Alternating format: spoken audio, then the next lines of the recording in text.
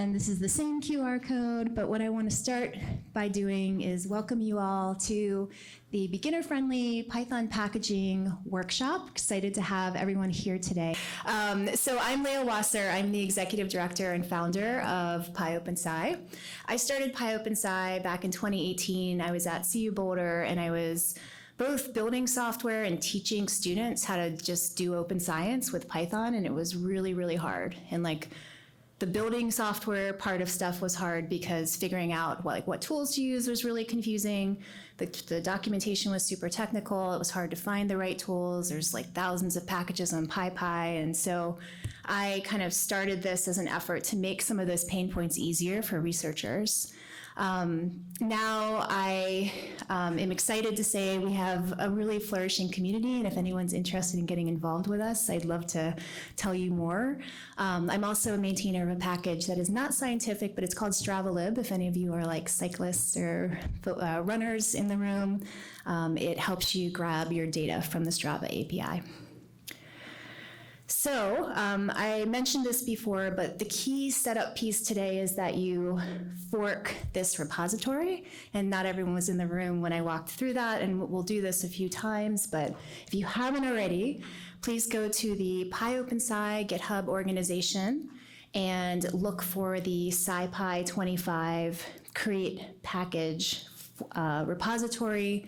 If you are following along with us on Mentimeter, I don't have the QR code, but you can go to menti.com, and there's a number that you can type in up there that will actually make this link available on your phone. If you want to follow along that way and just click on the link, you can. I'll kindly put everything in Slack. Oh, okay. Perfect. It sounds like there's a Slack channel you can check out as well, which I will not see while I'm up here. I have too many things on my screen. So things that pyOpenSci does, we have an open software peer review process where you can submit a package. If you know folks that are developing software, they want it to be more visible to the community. They want it maybe some help and support in making it a little bit better, a little bit easier to maintain. We're a great place to go. We also partner with the Journal of Open Source Software. So through our review, you can also get published through JOS, through that partnership. We also develop guidelines and best practices for packaging. We have a packaging guide, and you're going to see a lot of the content from that guide today in this workshop. And then we do stuff like this. We come together, we teach, and this is actually one of the most fun things I think that we do. And all the resources that we're going to go over today have been community developed, so we've had over 300 people contribute to pyOpenSci, so it's an effort, it's a real community effort to make packaging easier. We are going to be moving at a pace, hopefully somewhere in the middle of a spectrum of maybe you're a little bit slower to work on activities, that's cool. Maybe you're speedy and will get done ahead of time, and that's cool too. And then we're gonna try to hit that in the middle marker of a pace that people can kind of follow along. So in each section today, there'll be stuff that you can do that's extra. If you're one of those, I have this done and I want to do something else, and you're already skimming social media, we have some activities that you can work on. And if you're like, wow, I need to spend some more time to really understand this, we've got you too. So there's a template. You're going to be able to install your package and not have to do a lot of additional coding today if you don't want to. The important thing that is a takeaway is that you understand the core concepts of packaging, and that will be the most powerful takeaway that you get out of today. So here's your first Mentimeter question. There's not a lot of these questions today, but if you didn't already, please scan the QR code there. And I want to know, or we want to know, how many of you have already created a package before, or maybe tried, or maybe, nope, not at all.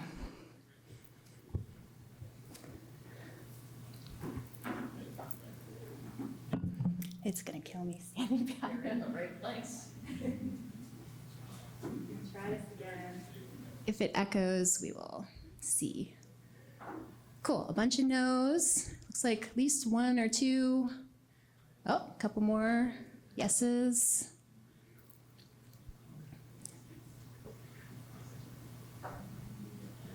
Cool. Oh, they have a new, it's cool when you see little, this is like a new feature, 16 out of 21 people.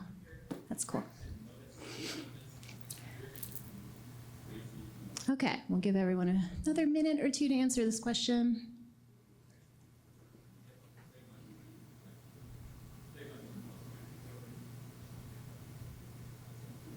All right, I think the bars have stopped moving. Okay, cool.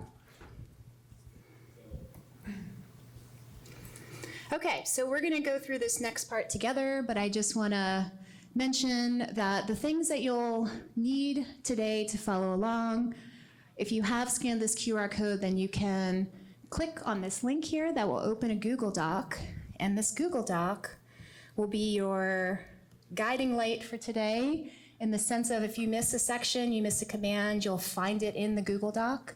Also, feel free to drop questions and comments if something is off in the Google Doc. I'll see that, we'll see that as this is shown on the screen here. And we're gonna start today, the first hour, working on actually creating your package, and we're gonna use GitHub Codespaces, and we're gonna start in just a moment. I wanna see a few more icons up there in the Google Doc to make sure folks are able to follow along before we move on here. So the link came from this. If you're following along with this presentation, yeah, yep, it's just a different slide.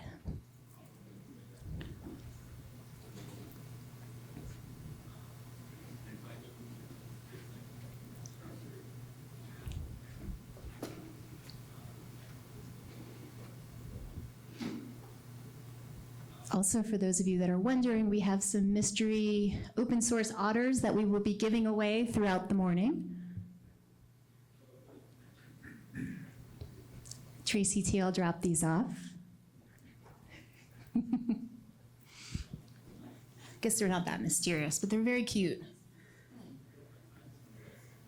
Why do I have this open twice?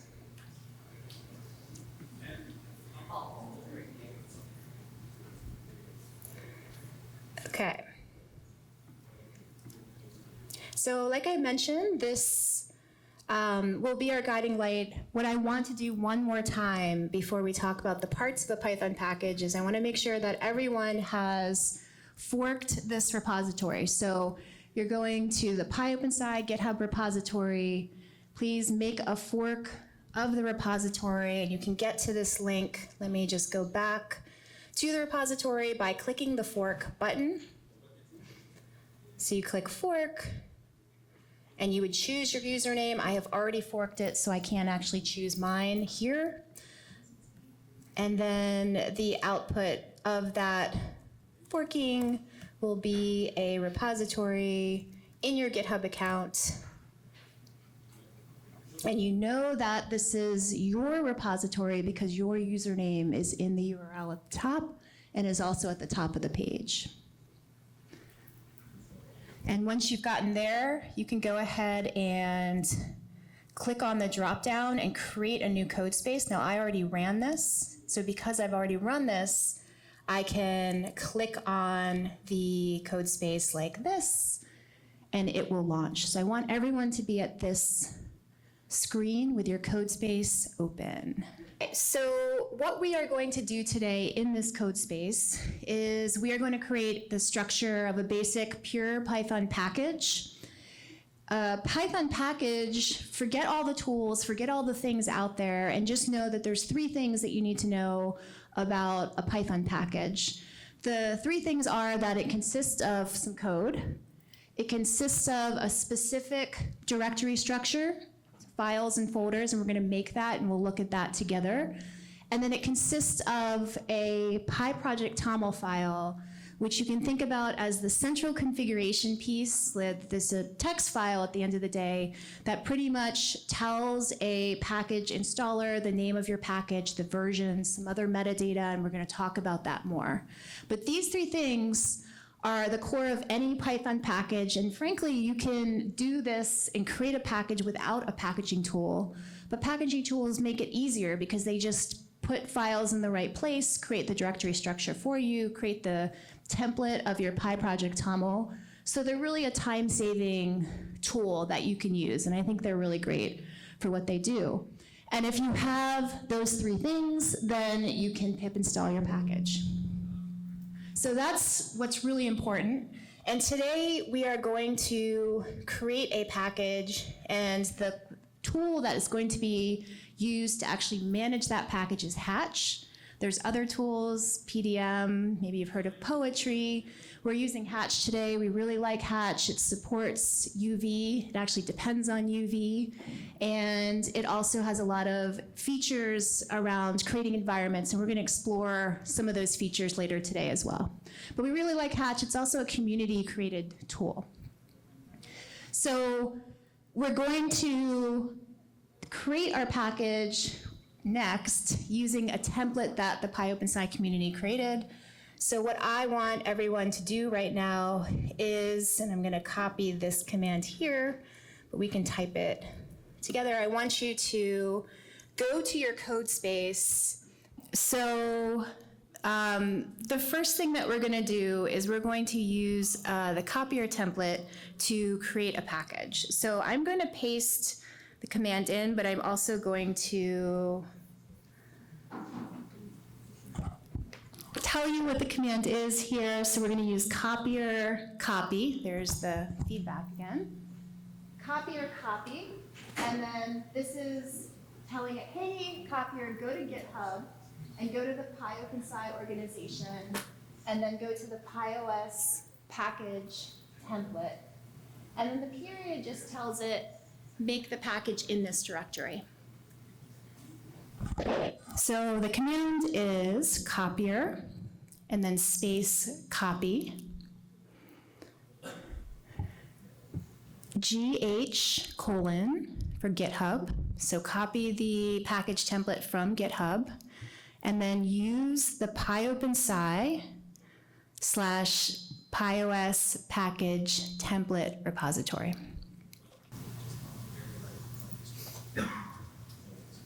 Okay, so what we're going to do, and don't worry, there'll be time to catch up. If some of you are having code space issues, we'll have plenty of time to get you to a point where your package is working. If you're following along here, what we want to do is, the first prompt is just asking you how complex do you want your package to be. We're going to go with minimal setup. And I'll go through this again.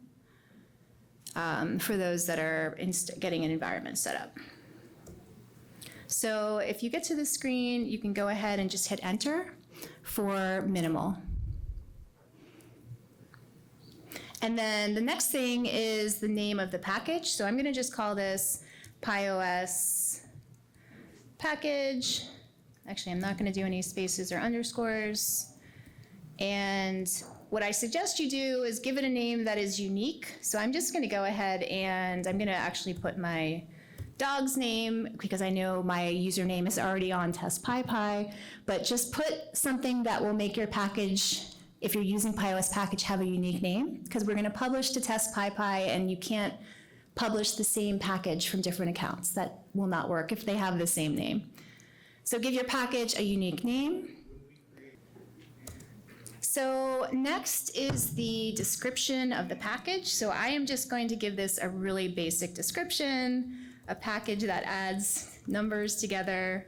You can put whatever you'd like here. Right now, the package is going to have a simple module that just adds some numbers together. And then on this step, you're going to, if you're on a Mac, you can hit Escape Enter. If you're on Windows, I think it's Alt Enter. I don't have a Windows machine. I'm going to do Escape Enter. Okay, so the next step is let's add a author name to your package. So I'm just going to put my name in here. It's so awkward with that. Can't even spell my name. And then email is optional. I'm just going to make one up.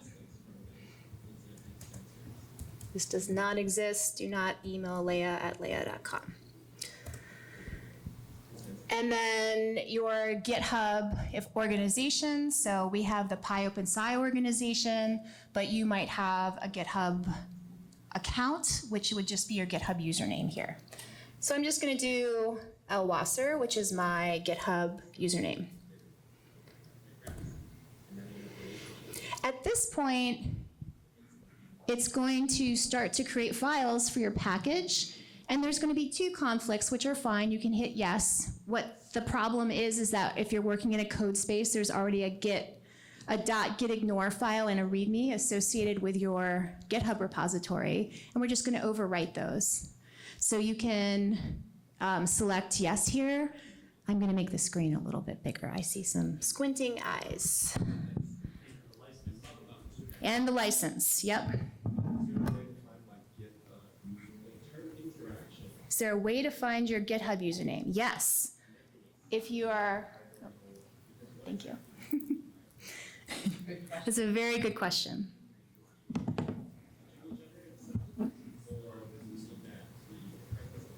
So I just hit yes there, I just hit Y, and I'm going to do that twice, and I'm going to, oh, forgot license, and that is fine to overwrite everything. And so at this point, you should have a nice package structure available. So let's go over this one more time. Remember earlier that I said there are 3 things that a package needs to be installable. What were those 3 things? TOML, code, was the last? File structure, yeah. So let's see how much of that we have available right now. What is that 1R? That's interesting. Okay, so we are here in VS Code, and what you can see is we have a specific file structure. So this file structure includes a PyProject TOML file at the root of the directory. And we'll open and look at that, and Nessa's going to talk about that file a little bit more in just a moment, or in a little bit. We have a source/package name directory. And then within that directory, we have a .py file. And then we have an init file as well, but we have the code part. I'm going to talk about the init in just a moment. But if you open up the .py file, what you will see is that we have already populated it with an example function, so we can just test our package out together. I am going to tell it to not bother me anymore. The PyLance, okay. So we've got a directory structure, we've got a PyProject TOML file, and we've got some code. And this init file, this is actually empty if you open it, but what's important about it is that the init file is essentially a flag that tells Python, hey, we've got something in this directory that's package-like, that we might want to install and use and import. And so that init file is an important file to have, and in fact, you won't be able to import your code successfully or package your code without that init file, but you don't have to add anything to it. It just needs to be there, and it can be empty. Questions? Okay, cool. So the next thing that we're going to do, and I'm going to pop back here to our Google Doc, and I see some questions. Oh, yes, you can overwrite. I'm going to scroll down. So the Google Doc walks through everything that I am and that we are doing together. So we've now successfully created a package, but you need to believe me by testing it out and using it. So let's do that next. So we've done this part where we created it, and now we're going to install it into a Python environment. So in your code space, now for those of you that I think 1 or 2 that have a local setup, if you don't have UV, that is okay. You can still run these commands without UV, but we're going to use UV. And I guess Tetsuo that'll be the only issue with the person working local is UV, whether UV. Okay, thank you. Just we're using UV, so, oh, it's already, oh, thank you, you're on top of it, okay. I was just thinking ahead to problems. So we're going to go ahead and create a new environment. So you can go ahead and copy this line of code, and I'll say it out loud as I put it into the chat as well. So we're going to say UV, create an environment, and I'm going to paste that in. So it's UV. This is very bad spacing with this here. I'm going to hide. There you go. So I want you to type UV and then create a virtual environment, VENV, that comes natively with Python. It's an environment tool. And we're just going to call it my VENV, so my virtual environment. So this is going to create a new environment that has Python in it if you run it. And UV was working the other day.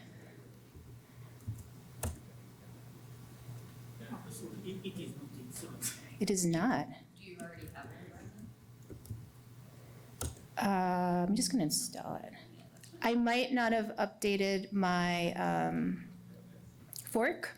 That's possible. Okay. I think I probably didn't update I didn't follow the setup instructions, so that's what just happened there. And if you noticed, you can install UV very quickly with pip or pipx. So I just use pipx. Okay, so we just went into we just created a virtual environment. I'm going to go back to the Google Doc, and the next step is to activate it. So we're just going to do source my env, which is the environment name, /bin/activate, because that package is in our current working space that we're in Codespaces. That environment, lives in that directory. So I'm just going to do source and then activate the environment, and that's the path to the environment. And if you see or notice here, it says by env. So I know that that environment is activated.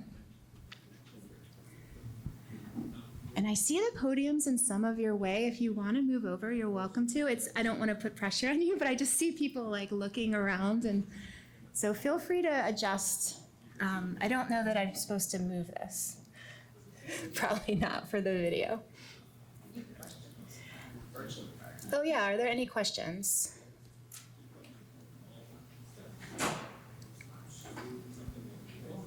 Okay. All right. So the last thing that we're going to do is we're going to install our package. And so the command is pip install -e. I'm going to type it. I'm going to type the command right here. So I'm going to do pip install -e space period and hit return. And so while this is going, one of the most common questions we get is, my package is not on PyPI yet. How are we able to pip install the package? So who knows the answer to that question? Magic.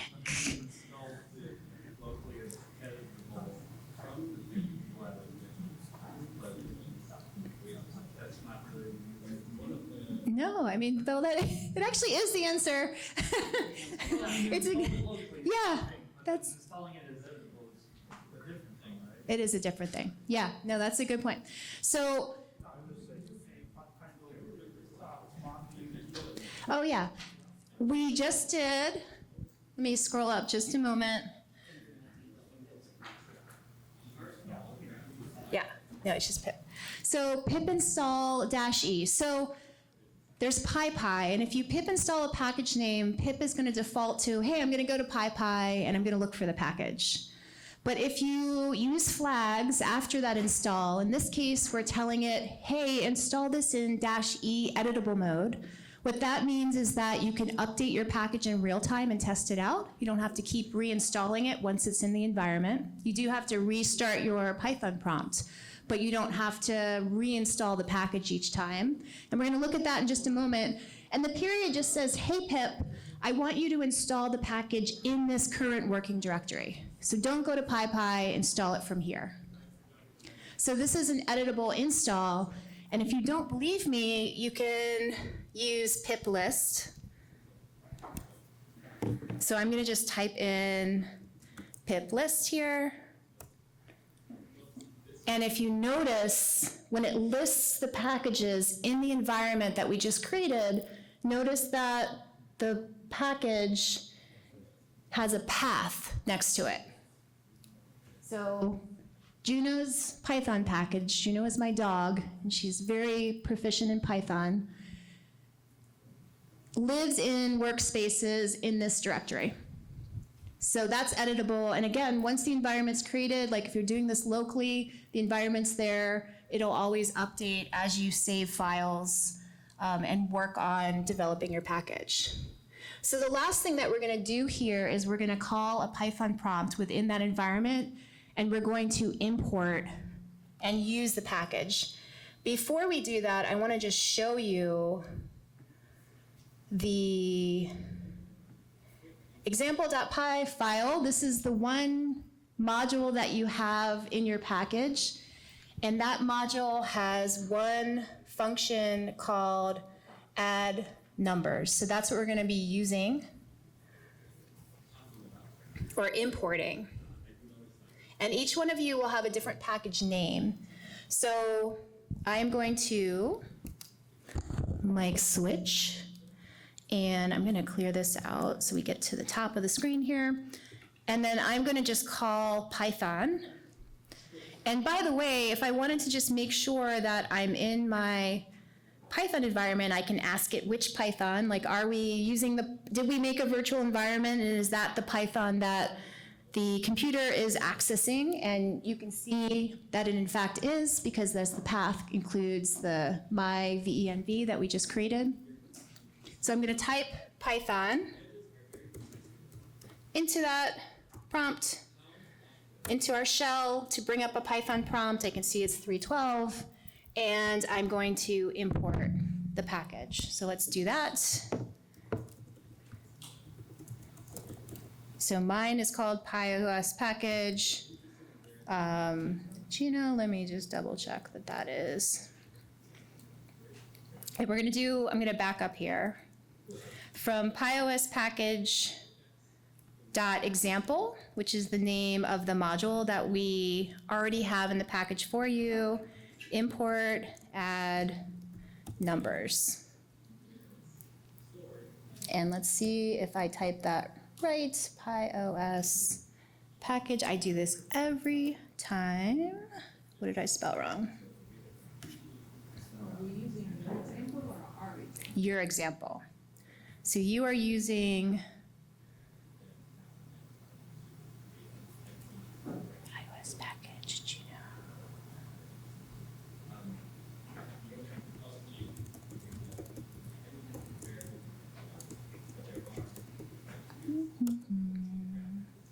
Hold on. I'm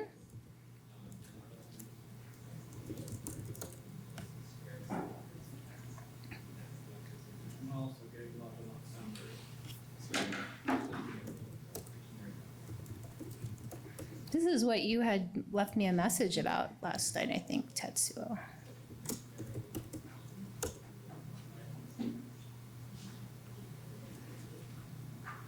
Literally worked last night.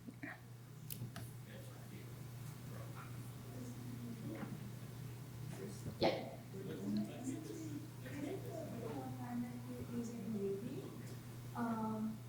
Can we also do like install? That'll be this one. Yeah.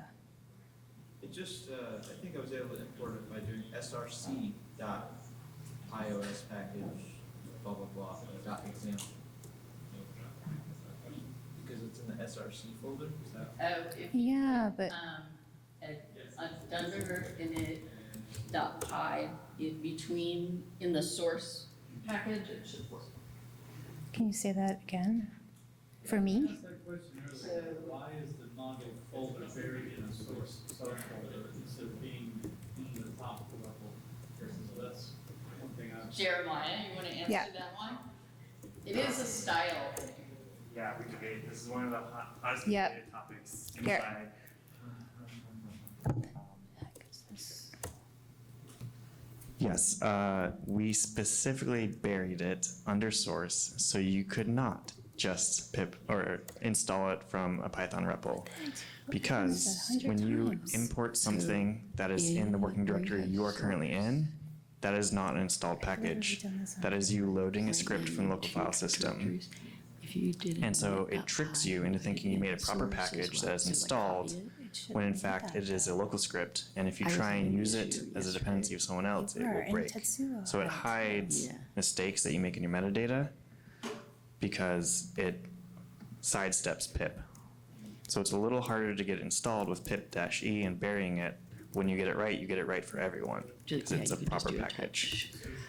So init.py. And you can leave it blank. That's fine. Now go back. When you install it, if it matters where the pyproject.toml is defined, because that's what pip is reading, and that partially defines that your code is over here in source. And so it's wherever your pytoml is, which should be above the source. If source dot whatever import works, that means you've actually misconfigured your package, because the whole point is to hide it. Okay. If you put a source in your path, you are now just adding boilerplate to your package, and you are once again sidestepping pip, because you're actually just installing locally. So when you say pip install current folder, it's looking at the type of the TOML file. then points into the source in the package. Yes. Tell me If what you pip fixed installs the TOML, you have correctly installed a package. If you import a local Python file, you have not made a package, you have made a local Python file. It gets complicated, but it helps you later when the metadata gets more complicated. Yes, do you have? I don't know. I'll have to come, I don't know What what's is wrong. what is the command for making that? So Python VM. You cannot pip install a file, but you can import a file that is just laying on your computer. Just do this. Yes. That will work. Yes, that is the problem we're trying to fix. Yes. Source and activate the maintainable. I just tried this. I've done this like so many times. I don't understand. Oh, no. No. Deactivate. If it's UV, that would make sense. Okay.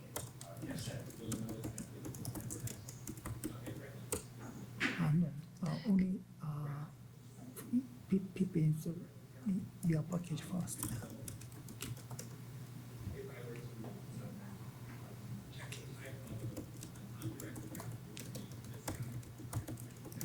We have one question up front. As I am. Oh, Okay. no. Yeah, this is good. Yeah, you know that it can read the package and cannot import the example. So you can write from example import add numbers.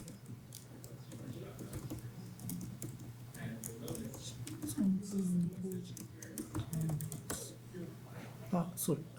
You have to add it to the init file. Oh, Yeah, so from example import. Yeah, from example. No. From dot example. From dot import example. Yeah. Example. oh my God. Sorry. From yeah, that's my bad. Yeah, from dot to example. Example import add. Yeah, add the numbers. Yeah, that will work. What just happened? I can't believe this isn't working.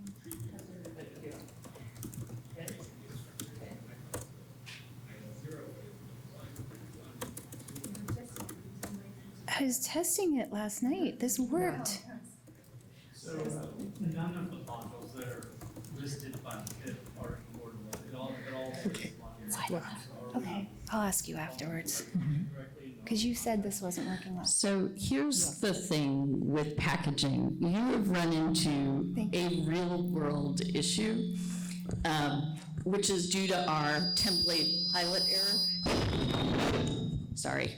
Turn this one off. And the important thing to take away from this while they kind of fix it is, first, the components of what makes a package. Did you get it working? Yes. Okay. And then, like, you gotta kind of go through the logical steps of what could be wrong that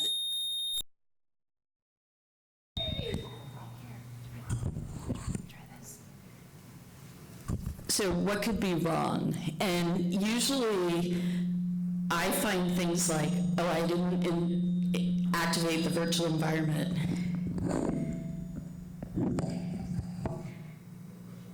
This is a magic mic. All right, it's just me. I'm going to be quiet. You teach. But it's usually you miss a step. And that's why it's good to have like a process that you write down that you're familiar, like a checklist. Like early on in the Jupyter days when we would have to create packages so that you guys could use notebooks, we had a step-by-step checklist because it was impossible to remember everything. So make your life easy. The template sort of does that for you as you kind of create the package. But, you know, being creative is great, but maybe not in packaging. Being very specific and detailed helps a lot when you're dealing with packaging. Yeah.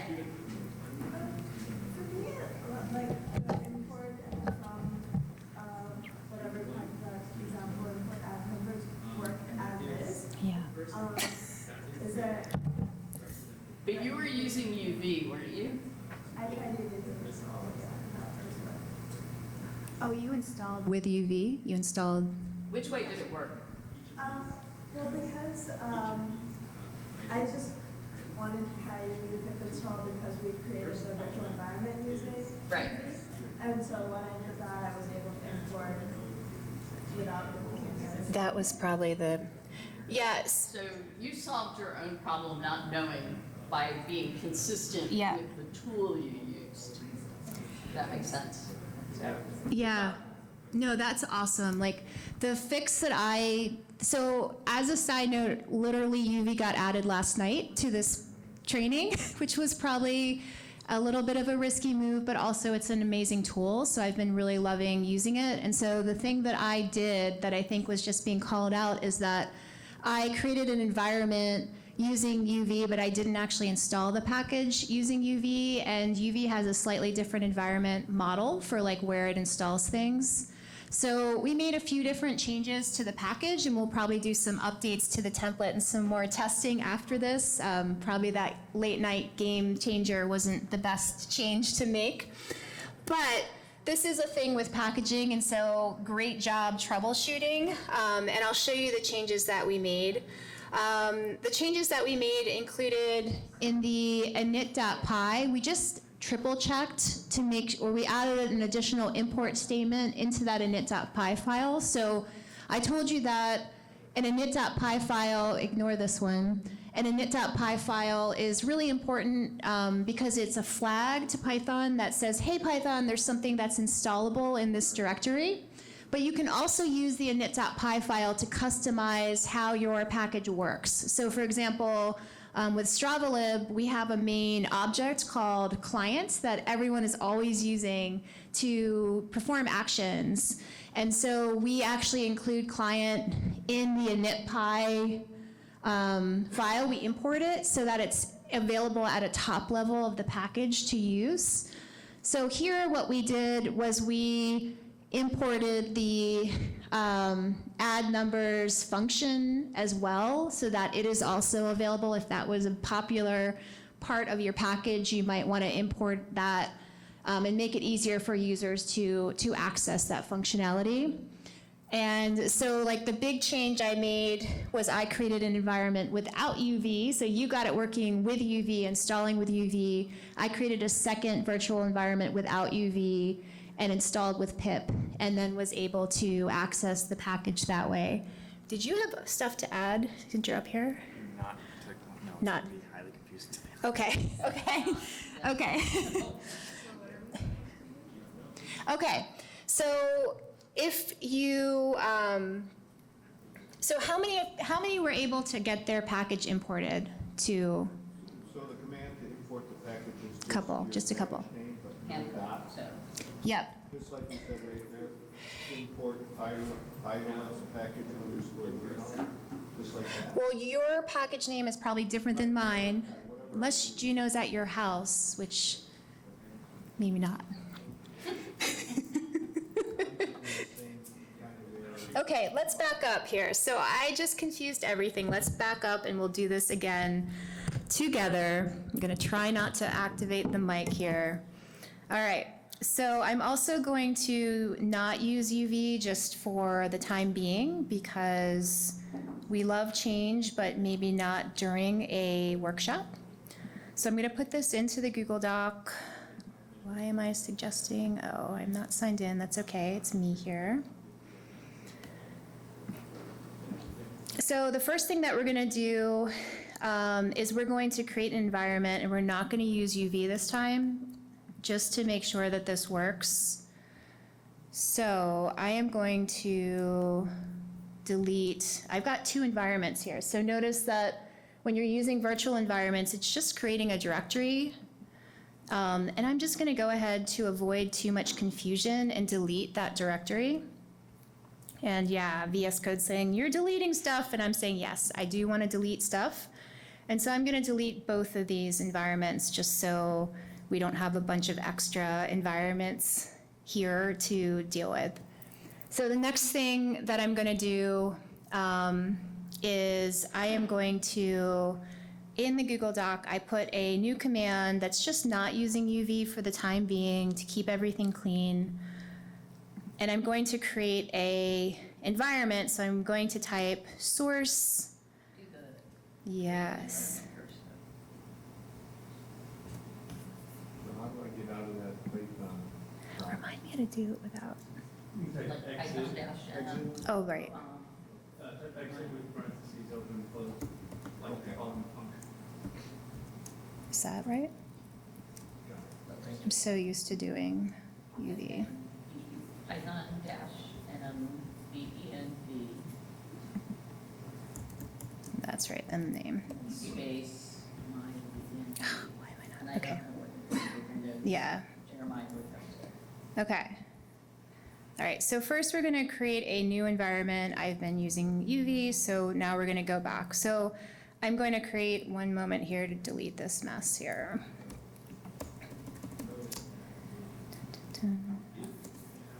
Okay, so we're gonna call the current Python, Python-m. We're gonna say, hey Python, make a virtual environment, VENV. We're gonna get rid of the one. And would be Yep, thank you. Okay, Python-m, create a virtual environment. We're calling it my VENV. I'm gonna hit return. It is. You wanna delete if you have, use Python 3 dash I guess. it already did it. But yeah, that's a good point. If you wanna make sure it's Python 3 and not Python 2, you would do that. If you have a VENV already in your environment, now that I just made this, but you would wanna just right click and delete it. So you want, we're starting over. We're gonna like start from scratch. So you got Python-m, VENV, space, my VENV.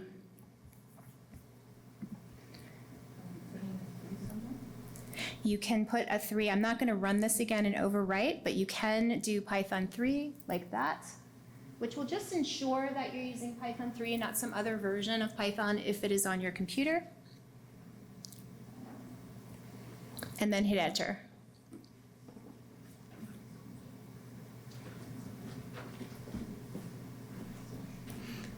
And then if that worked, and I'm going to pause after this, you can go back to that Google Doc, and we're going to activate that environment by using source activate. And I'm going to just scroll up here a little bit so you can see. It doesn't like. Thank you. Okay, does everyone have their, who does not have their environment activated? And if you have it activated, you can go ahead and install in editable mode again and call a Python prompt.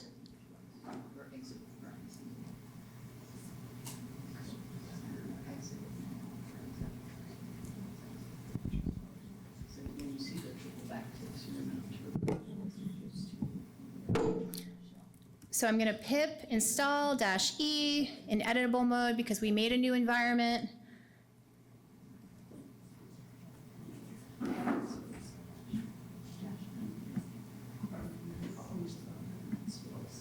Actually, I'm going to do one other thing. Python -m pip install e, just to see. I wonder if that's the problem too.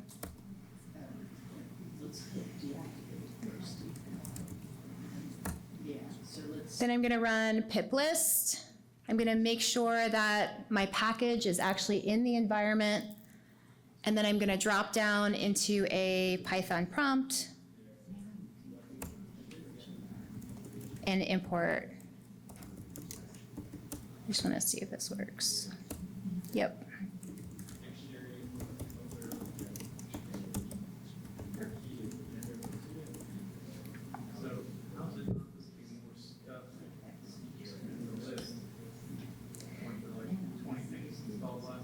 Yep.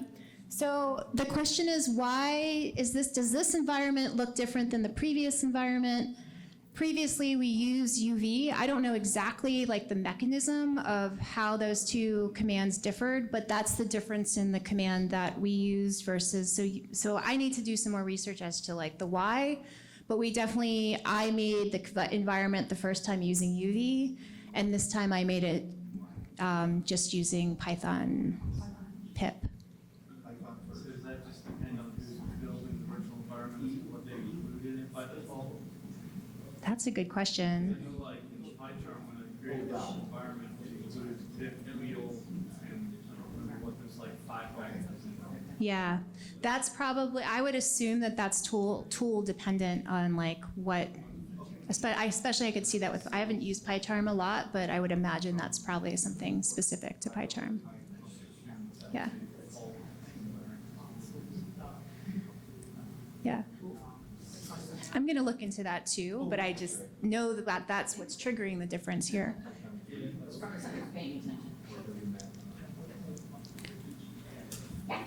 Okay, so if you have been successful at this, I'm going to give you a few different options since we're at 9 o'clock.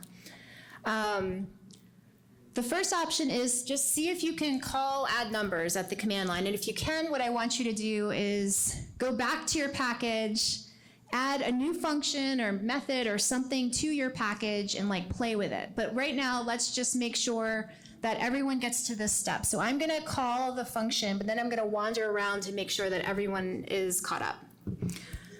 All right, so I'm going to do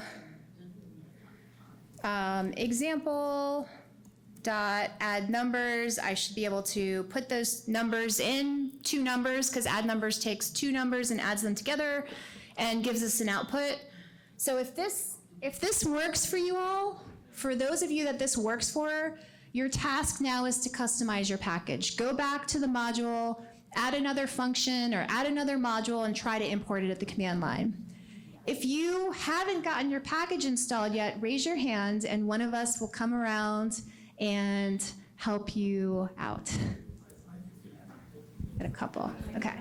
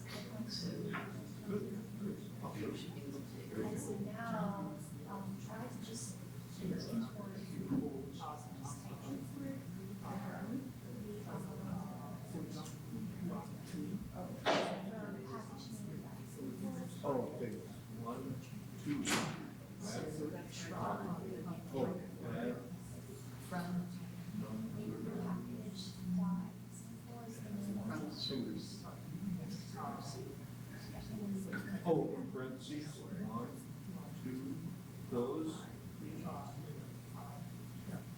Oh, Yep, this is a file in your package, but we're now on the Python prompts. So Everything you have is great. good, okay. basically, Thank you. the way this was set up. Oh, so here,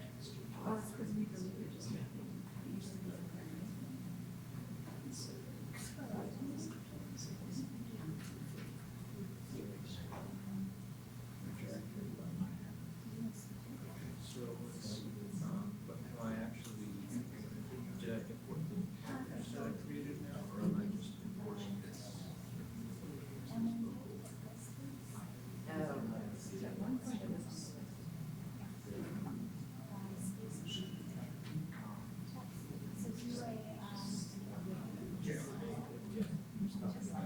That's why I put the source. Yeah. Yeah. try to work through this. But,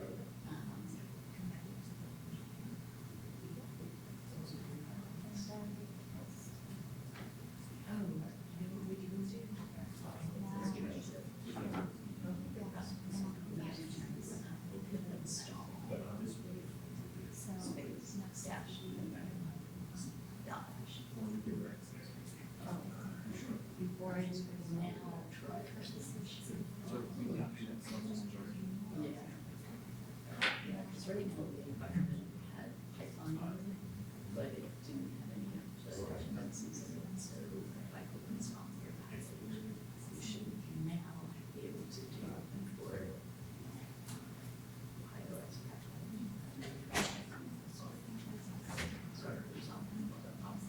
There we go. Sweet, we did it, I just forgot it. Install. Oh, because what happened was the first time I saw things using the and He had it, so it worked, but we learned about. install the package without using it, but we have it already on there. And so we tried to. Another question now. Sure. I'm curious, how do I'm used to using conda more So than, we redid things. I actually didn't know you could use the items outside conda. So how would I We do just this? redid everything so that we So is everything, this, you basically do like the same thing, like create a conda environment, so you can do. Okay, I see a few people. Has anyone not gotten their package installed at this point and able to call it at the command line? Maybe one? Okay. Let's do this. I am really sorry for the confusion, but I want to go over again what happened. And we have done this so many times, I can't even count, and it works. But the big switch that we made last night was adding UV, and I have not tested UV extensively. We're still going to be using UV with Hatch today for our environment creation and stuff. I just hadn't done the development part with UV before late last night, and there's obviously some quirks that we need to figure out. But I want to go through the process one more time, and then I want us to all take a break, and we're going to come back, and we're going to learn more about the package, and things will be a lot more smooth. So I'm so sorry for the confusion, but I want to go over these steps, and I'm going to jump back to the Google Doc because I see some of you are following along in the Google Doc, and I see some people are also, oh, maybe that's me, but feel free to leave comments on the side. I need to sign in to and I'll clean this up. But here are the steps, okay? So I know there was some confusion because what we did was we created the environment twice to fix the UV quirk that we ran into. But I don't want you to take away the pain points that we just encountered because this is going to work seamlessly for you. And we will update things with UV in the future and test to make sure that doesn't happen again. But let's backtrack. We use the copier template. So we have a template on GitHub. It uses a tool called Copier, and we called that template and we said, okay, Copier, make a package template for me in my local working directory, wherever you are. We happen to be working in Codespaces. So we went through the copier commands, we used the minimal setup for that package and just answered the questions. And the copier template is going to create the most basic version of a Python package that you can create. It has tests, we'll talk about that later. It has documentation, we'll talk about that later. But it creates that package structure for you. And remember that there's 3 parts of a Python package. There's code, there's the Python package structure, and there's the PyProject TOML that really gives the package installer directions in terms of what the package's name is, what version it is, information about the package, and we're gonna learn a lot more about that file after the break that we're gonna take in just a moment. So the template is a really great way to go from 0 to something you can install into an environment quickly. And it does all the work for you, and it's using Hatch, which is a packaging tool, and we'll get more into that under the hood. Now the package itself has a module. I'm gonna jump over to VS Code here so we can look at it. And I'm gonna get out of this command prompt and just note that here's the package. No, that's my virtual environment. Here's the package here. It's in a source directory. We actually have a whole page on package layouts in our packaging guide, which we'll add some links, and there are links in the Google Doc that you can read more about that. But essentially, it is best practice. Jeremiah talked about this a little bit, to create a source directory, and then under that source directory is where your actual package lives. It's better for testing. It's just a really good best practice to get in the habit of doing for most people creating pure Python packages. And within that package directory structure, we've got an init.py file. That's the flag that says, hey Python, this is something that we want to be able to install. This is a package-like thing. And then we've got at least one module that we can use. Now you could add another module. You could add as much code as you wanted to this module. You could customize it and go from there. And this, I'm gonna delete here. Now, the other thing, again, remember, we've got this PyProject TOML file. I'm not gonna talk about this too much because you're gonna learn a whole bunch about that in about 10 minutes. But that is where you have some information, metadata about your package. It is also a required part of a Python package. The steps that we followed in the terminal, and I'm gonna go back to the Google Doc just because it is all laid out for you here. So in this part of the tutorial, you have a package, you want to pip install it into your virtual environment. We ran into issues because when you use UV pip install, it works slightly differently than when you just pip install, just in terms of where things live on your computer and how things are linked. And so we pip installed it into a virtual environment. That could be a conda environment. We used VNV today, but that could be any virtual environment that you like to use, so that your package now becomes a part of that Python environment. After we install the package into the Python environment, and I need to clean this up, but we activated the environment, we installed the package into the environment,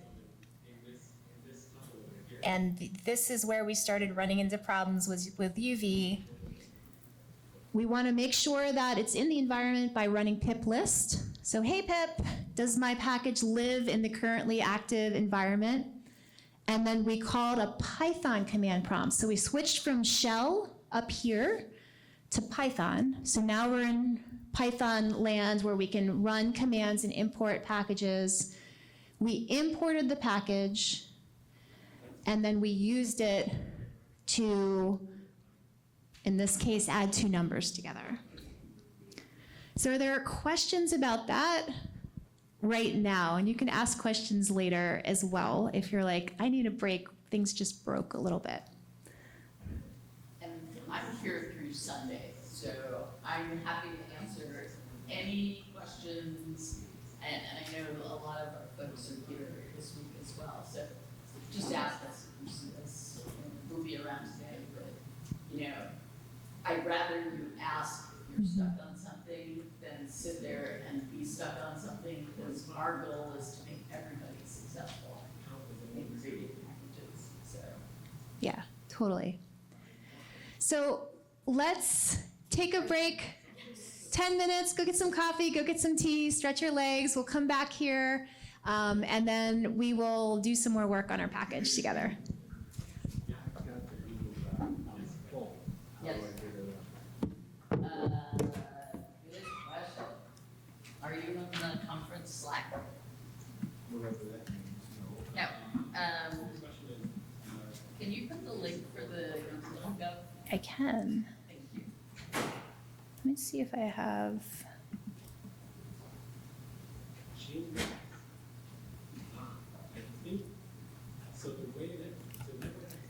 Sorry, this is delayed, not. And take your breaks, because packaging's a lot of details. Yeah, totally. And the way you get better. This is the link here. Cheat sheets and Yep. doing it a million times. Yes. So, okay.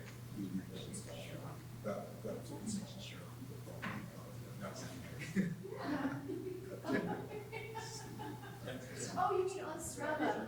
Oh, I don't, yeah, you can follow. I don't actually use Strava a lot, except that is me, yeah, that is me. Oh, that's like, are you a runner or a cyclist or? Oh, cool. I listed the mountain motivation. So I was like really into Strava and stuff, and now I love doing Strava, but I haven't been through, so I'm like just trying to like very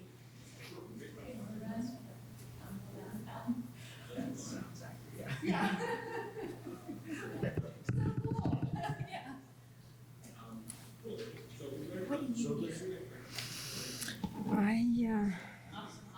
That has never happened. I'm like very bad at myself. You showed the real chops. No, this is Practiced it 1,000 times, but I And we hadn't tested practiced it with UV. Okay, I'm sorry, but this is about you now. What do you need? My game doesn't matter. I am going to switch to GitHub. Okay. I mean Codespaces. Codespaces. Is this? Why is it open? Is it open twice? Can you?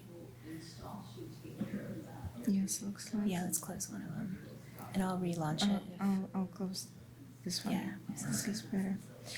Okay. And make sure go to this one if you don't mind, and let's just type something and make sure. Okay. Oh, so you opened the file. Yes, and you, Okay. well, no, I didn't. But I think you did. I just want to make sure that it's still good. Sorry, I feel like I'm breaking everything today. Okay. Good. You gave out the animals now. Is it from CCI or is it? This is from Amanda Posit- Gassari from Google, and Tracy dropped them off. Oh, awesome. I don't know how many we have. Thanks. It's Amanda and Tracy. Yes. Yes.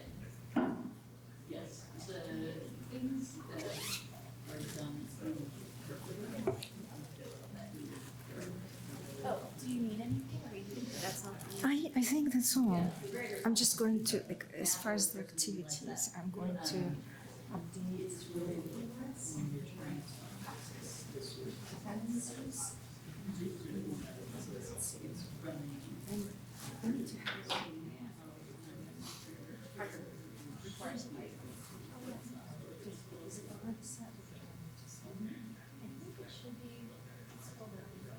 I'm actually. Yes, so I would just need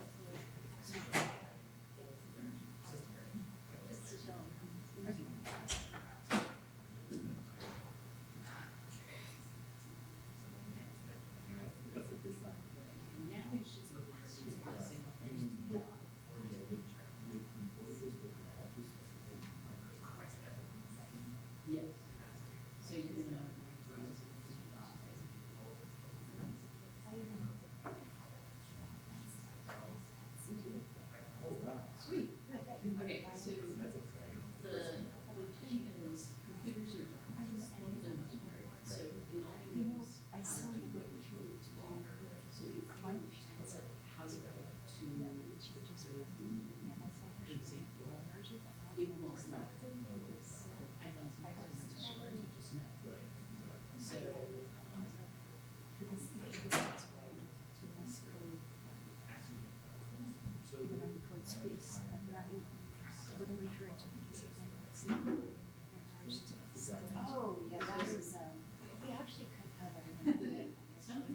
see that.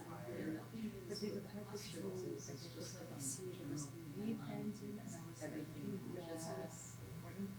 And it's usually bad practice to do, unless you know every single function. So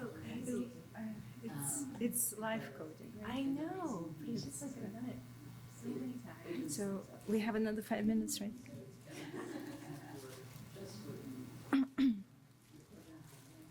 I'm going to get coffee.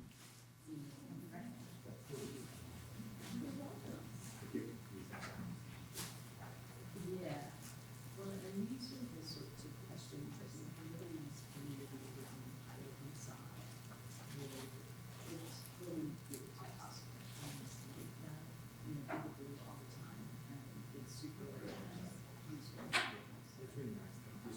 And then you really want to go back, well, if you open up your virtual environment, like you look at what's expected to use different things, you'll see there's a version like a flip icon within it. So that's how you all have to, yeah. Cool.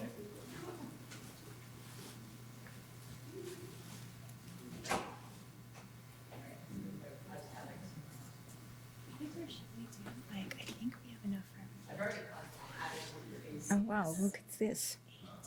It might be enough for everyone. So after I leave, Yeah. then I'm gonna say, I wanna share a package with someone.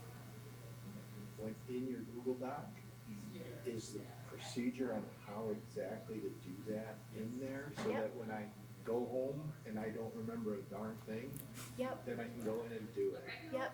So in the Google Doc, there's a how to install from GitHub. So you can actually right now commit or save all the changes that you've made to GitHub, and then you can install right from GitHub. Anyone can. Okay. Or you can also publish. We're going to publish to TestPyPI, the Python package index, and that instructions for that and a tutorial on how to do that is Also in that doc. Oh, both ways.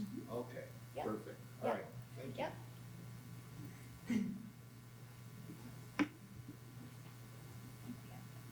Is everybody back?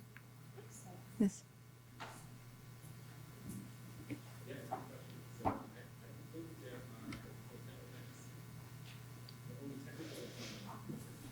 Hello, everyone. Ready to continue? Can we just have a quick check if your neighbors are back? Because I was looking at the room from a different angle, and I'm not sure if we have everybody back. Just don't want anybody to. Okay, a couple people are still out. 3, 4. Okay, what should we do? Wait or just start? I didn't even look when we started. Oh, it's 9:25. Yeah, let's get started. You can catch me. All right, well, I will just be stationary, not to experiment with sound effects. Can you hear me well? Yes. Hello, everyone. Again, I'm Vanessa, and I am going to talk to you about PyProject Toml. And first, I wanted to say how exciting it is. We're only 1 hour into this tutorial, and you already created your first Python package. For most of you, it's first. I must admit that I've been observing the magic of Python packaging since 2018, and I've been part of many conversations, especially being part of the NumPy project, which is foundational for many scientific Python libraries. And it was always confusing. It is kind of a controversial topic, and it took time for me to build up that courage to say that I can do it.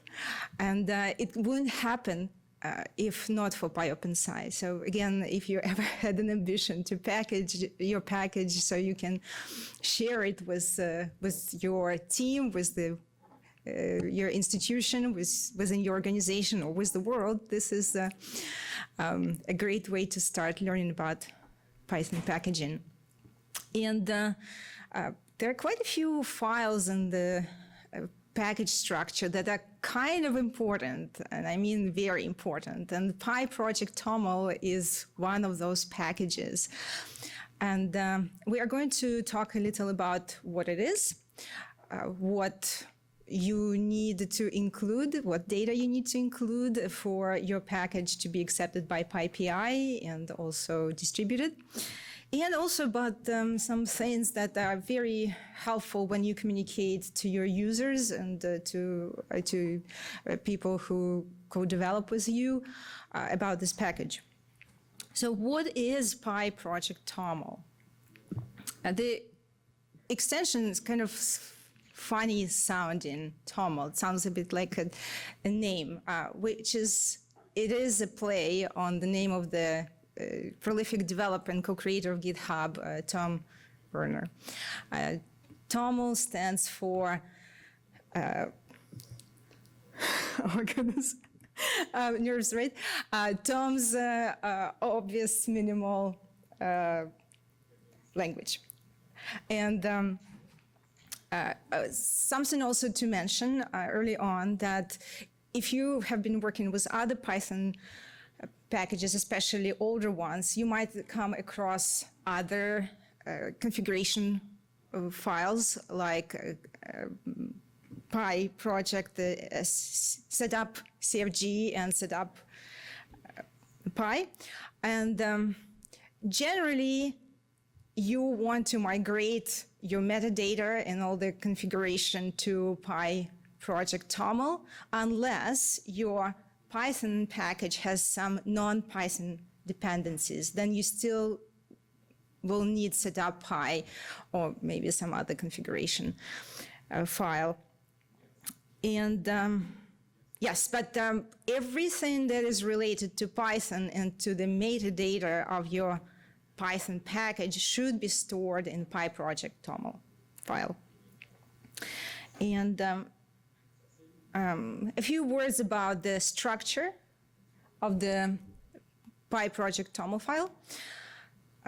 As I mentioned, it stands for Tom's obvious minimal language. Minimal is the key word, maybe also obvious. It's designed to be easy to read for humans and machines. It's a bit similar to JSON. Maybe you came across JSONs in your life. And TOML is designed to be even easier and more simple.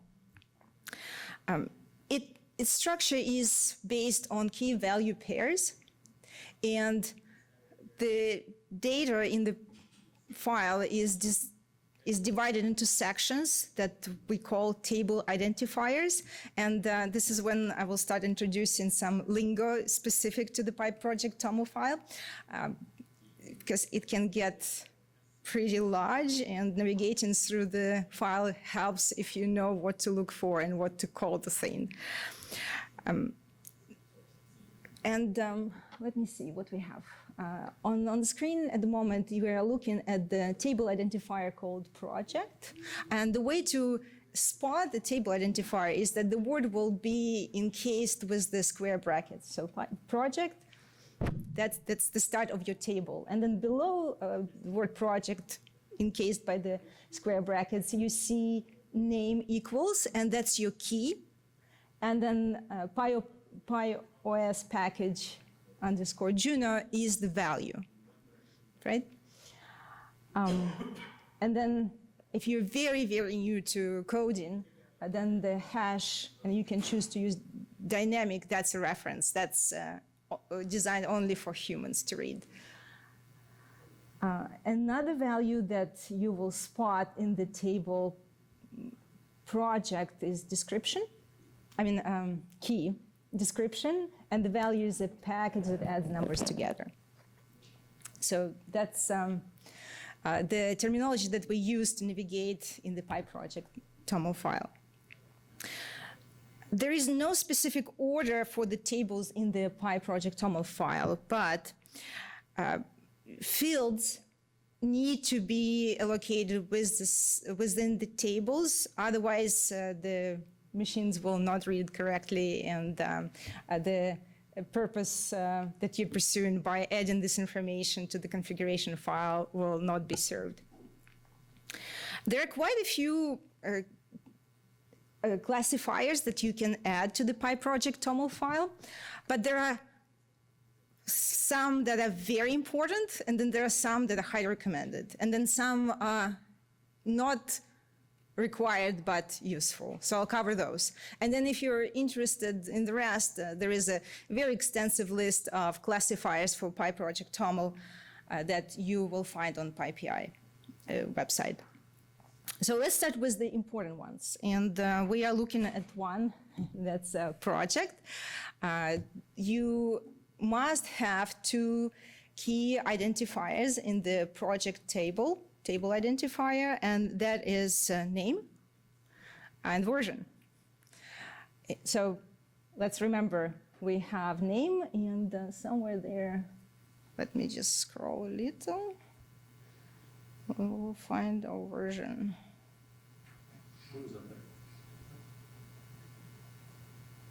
Oh yes, of course. Yes, right below. That's right. Thank you. Right. So then we also need the build system. The build system table is important because that's where the information about what tool to use and how to use is stored. So build system and project are the two tables that are absolutely required for PyProject TOML, for your package to be built, distributed, etc. And then something that is not required but highly recommended is the key identifier code requires Python, and it's in the code line 23. And there it's set for the version 3.10 and higher. This is for users and machines to know that the minimal support of Python version is 3.10. We can adjust it, and this is again not required but highly recommended to avoid any compatibility issues for your users. And then a few optional but useful, and this is where we will do a hands-on activity. So if not already, please click on PyProject TOML in the file directory. I am pointing with my cursor in the section on your left. Yes, so just click, open it. You see that the tab is open by looking at this tab in the middle. Yes, right. So there are two key identifiers that are good to fill out because that helps users to find your package, and that's keywords and dependencies. I'll start with dependencies. Dependencies are kind of important because it tells your users which dependencies to install, which dependencies are required for your package to run. And since I am closely affiliated with NumPy, I'll add NumPy. And you can add anything. This is just for the sake of exercise. So, or maybe we'll also add scikit-learn.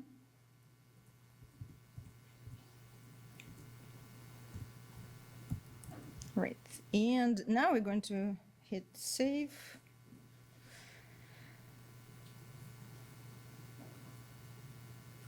Right.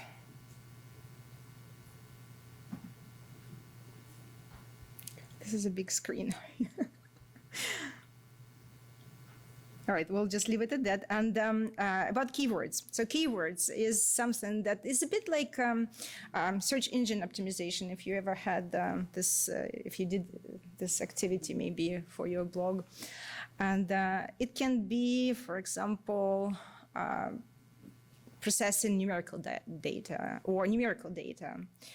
And I'm just going to put numerical data analysis.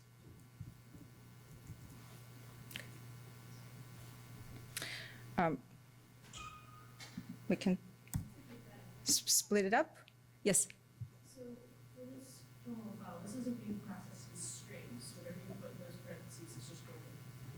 Maybe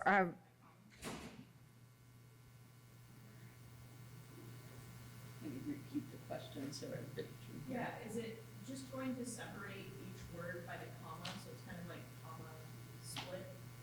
Okay, that makes sense. Yeah. Yeah, like TOML is a format, so as long as you're doing valid TOML, you're fine. And I think it doesn't matter whether you put it in quotes or not. It's sort of personal preference. Right. And I should pause now and see if you have any questions, Paul. If you are adding NumPy and scikit-learn as a dependency, are we going to run into issues if we don't then install them into our virtual environment? Or is that This is a very hypothetical package, so I think we could muse about it later. This is just for you to understand the structure of the file. That what?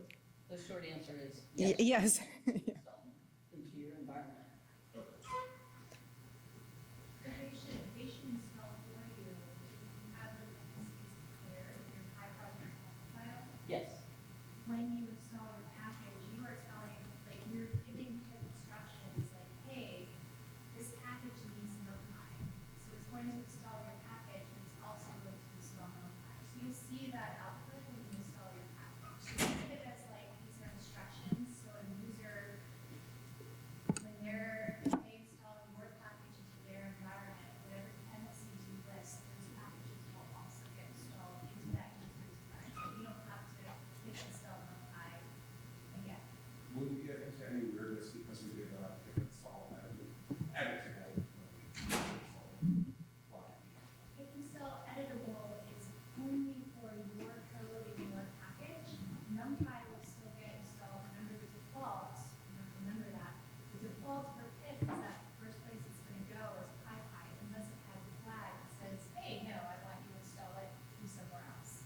So NumPy will get installed from the Python package again, so your package, because you did dash -d, will get built and installed from your local files.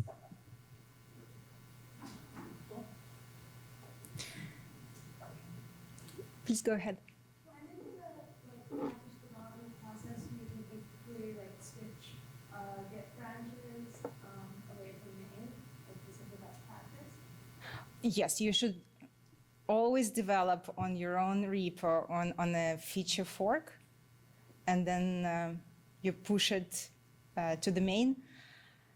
It really, with the configuration, it really depends on the agreement within the core developers. Some things you cannot do on a feature branch and on your fork. So this is something that you discuss with your team. Am I? So if you're a solo person, like you're the only one coding on your project, you could push directly to main. I would not recommend it. Like, even when I do solo projects, I do PRs to my own project from a feature branch to main. Now, when you're working in with a larger group of people or an open source project, there's typically a repo that's sort of the canonical repo of the thing, the golden repo. And then you're gonna fork it, so you have your own copy within GitHub, and then clone it locally, so you have your own copy on your own system. And what you're going to do is basically develop something on a feature, on a branch in your repo. You're gonna push it up to your GitHub branch, and then do a pull request against the golden repo, its main branch, and then people will review it, and then either give you feedback or accept it. So that's the general, like there's lots of different Git workflows, but that is I think 80–90% of them. Does that answer your question? You're welcome. I am searching about the keyword and the dependencies. The toggle format says that you have to use single quote or double quote. You have to use quotes. Okay. All right. Better to use a single Quotes. Okay. Yes. We will do Remember, we that. talked about packaging is all about details. Right. So we're going to. And I think the convention here is double, so I'll just go with that.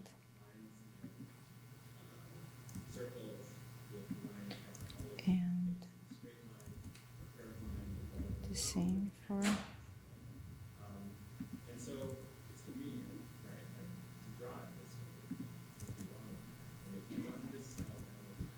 And since we've already done it, I'll remove the comments that we need to do it.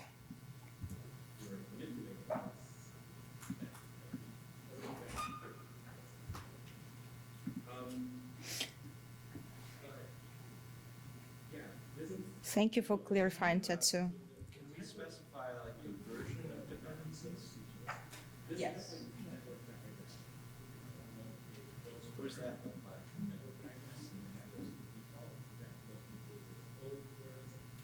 If you want to define a specific version, you can define equal version number. If you want to define the upper version to specific version, you can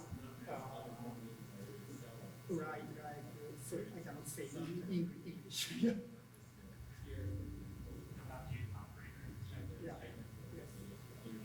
Like equals. Equals, okay. Yep. Yeah.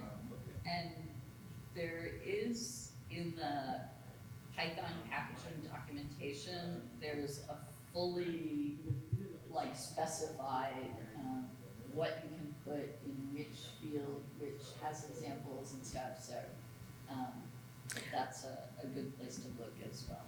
So what Carol is referring to is called PyPI's classifier page, and like for all the, let me see, we don't have it open, but I'll try to Google it quickly. Classifiers page. Let's see. Here you go, and should give you a good. It's a nice list of all the things that you can include in. No, let me see. So it's a trove classifiers. Actually, if you go to the Python packaging user guide there. Here you go. That is the Python packaging user guide. There's the pyOpenSci packaging guide, which I would say is the first place to hit. And then if you need detailed information, the actual Python packaging guide has detail, which goes into a lot more detail on all the things, but perhaps has a lot less prose that explains how to use it, whereas the pyOpenSci packaging guide is going to get you to success, whereas this is more of a reference.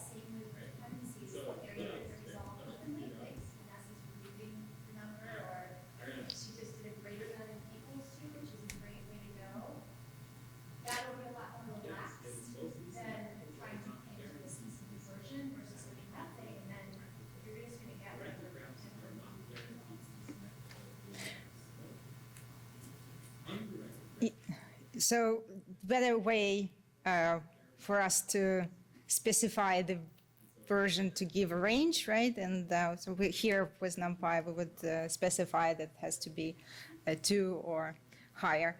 There's a bit of a debate in the Python community about how, which versions to support, how old. So I think I am a part of the spec committee with the scientific Python project, and now the agreement is that like 3 years out. So the versions that were released 3 years ago or later should be supported, because supporting every version adds work to maintainers. But this is something, yes, to be very thoughtful, very careful, and definitely don't be very rigid with your spinning new versions. I would highly recommend when you're choosing a version of Python for your own stuff is only use the most, like if you can just use the most recent version of Python, do that. Try not to support any version of Python that's already in security patch release mode. And there's a table on the Python.org website that says that, because it's maintainer time to support multiple versions and old versions. So say you're working at the cutting edge of science, you might only want to support like the last 2 versions, like Python 3.12 and 3.13. And just my own personal development workflow is, other than the Python version, I don't specify any version numbers until after I'm getting ready to release the first package, because I want the flexibility to see what it resolves to out of the box, and then decide, okay, do I need to make something stricter or broader?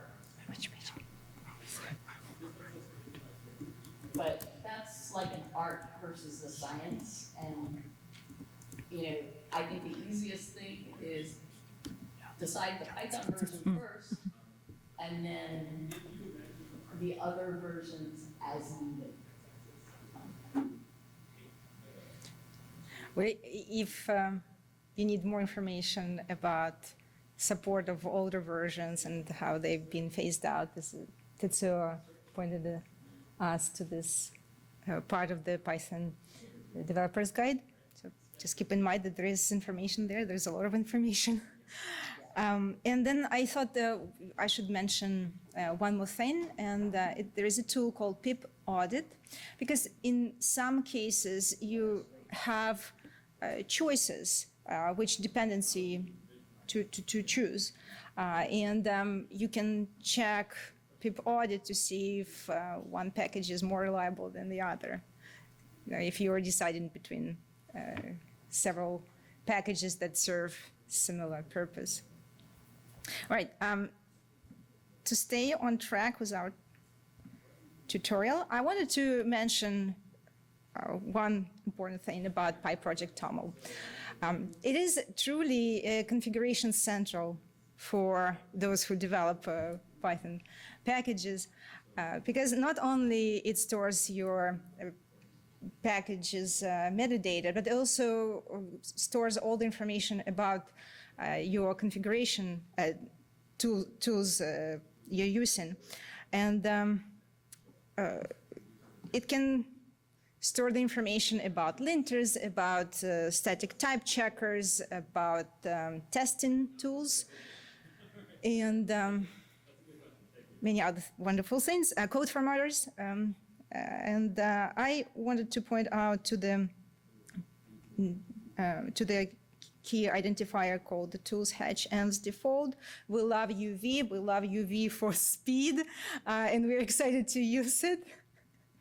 And here in this snippet of the file, of the PyProject TOML file, we see the table toolhatch and default, which specifies the name of the environment that we're using, which is default, and then the key is installer, and the value is UV.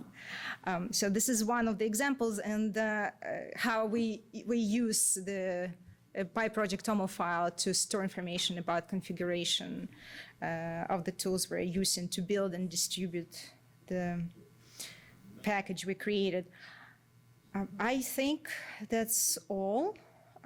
We will touch more on the configuration later in the tutorial. I just want to go over the key takeaways about the PyProject TOML file, and that is it's a very important file. You should have it in your package. If your package is older, please migrate your metadata to the PyProject TOML file. When you are creating this file from scratch, make sure that you have 2 table identifiers, and that is build system and project, and your project, the table has version and name. And also remember to use requires Python to specify the minimum support version of Python. And also don't forget about dependencies and keywords. And also a lot of important information stored in the PyProject TOML file. It is your configuration central. Okay? And with that, I conclude my part of the tutorial. If you have any questions, this is a good time to ask. More questions about the PyProject TOML file? I have a question. What happens to all the metadata? What happens to all the metadata? It's been picked up by the PyPI index. Yeah. So if you fill out certain metadata, when it gets listed on pypi.org, that is the information that pypi.org will parse in order to show on its website. So there is an advantage of specifying it.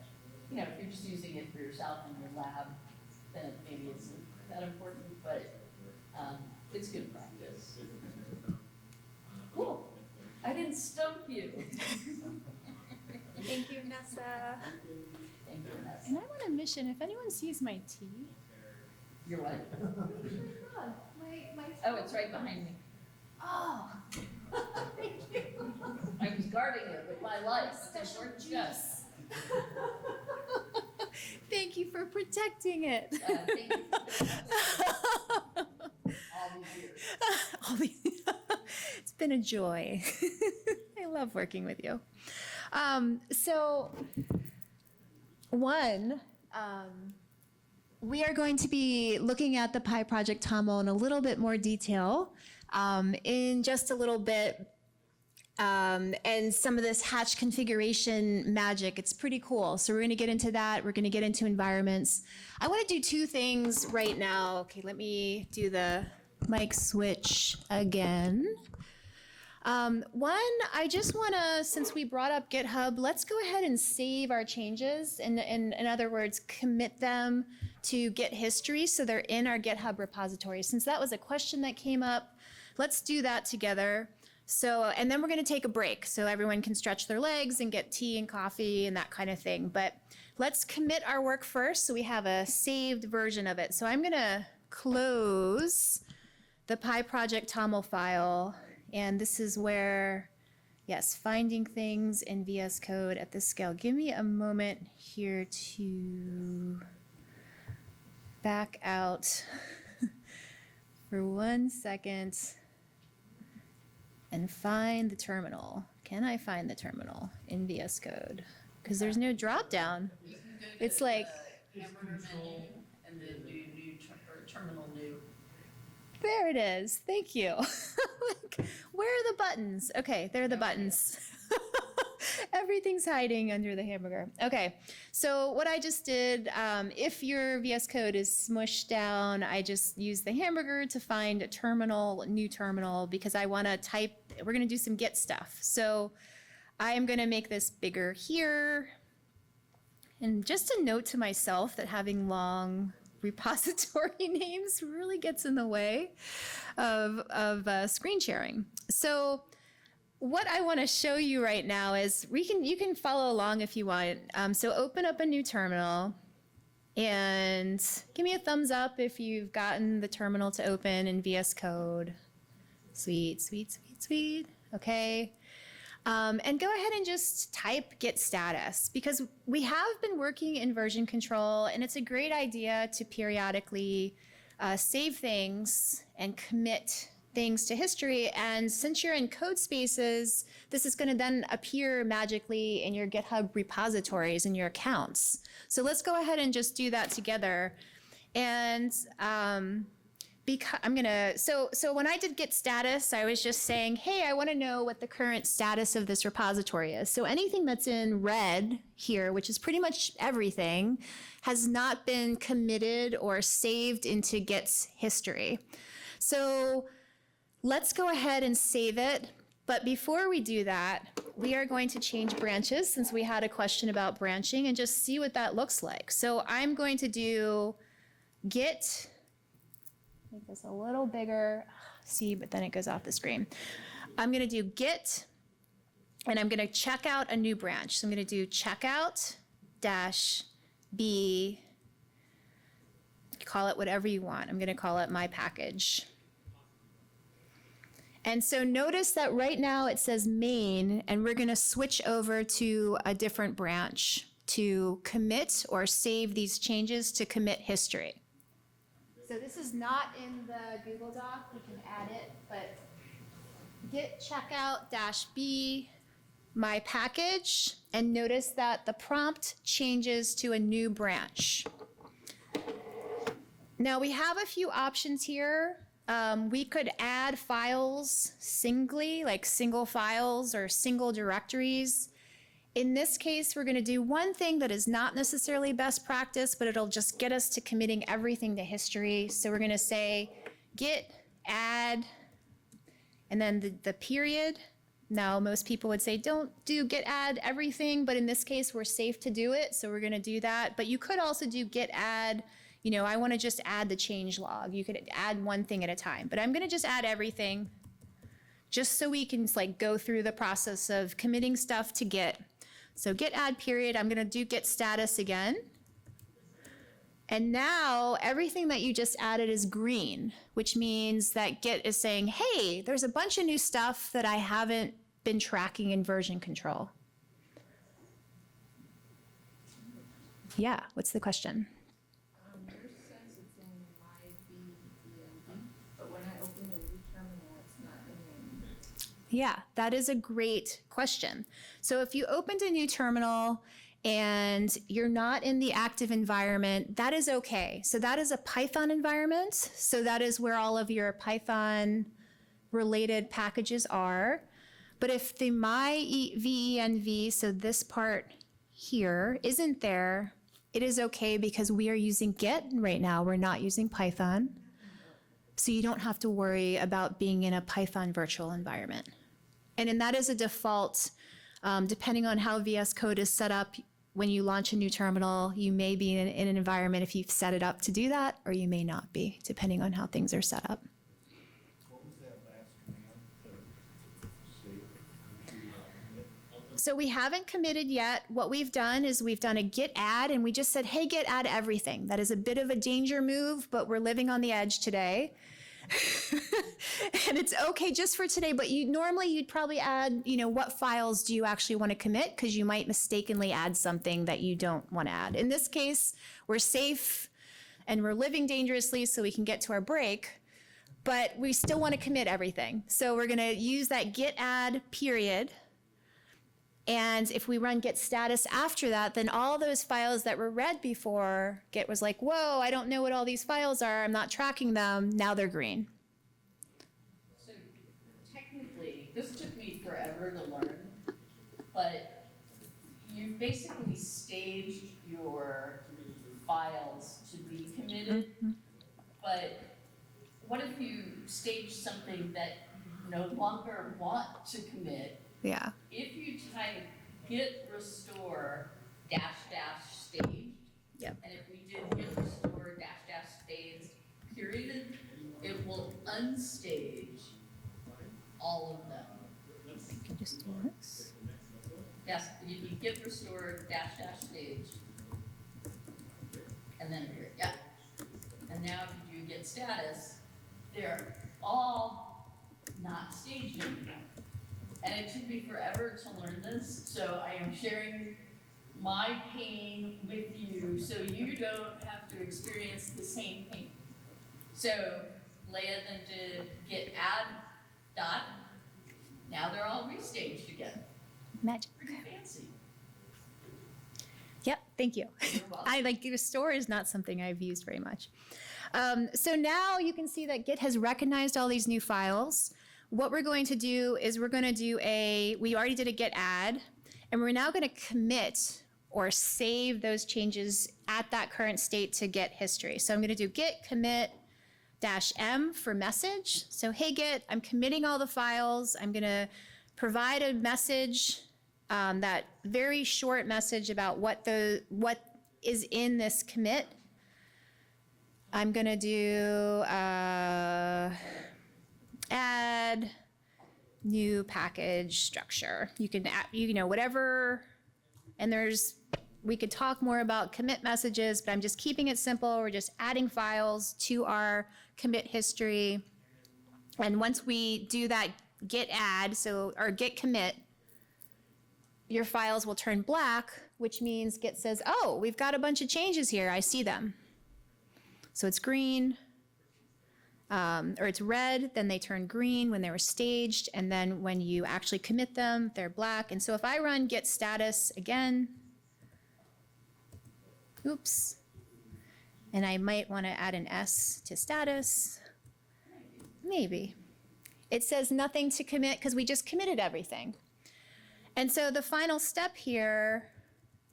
Oh, wait, I would do one more step. You would do one more step? I do git log. Oh, just to show. With one log. Oh, isn't it? I think it's like, well, we'll see. Yeah. Yeah, so this just shows the history of the commits. So you can see some commits that I've already made when I created this repository.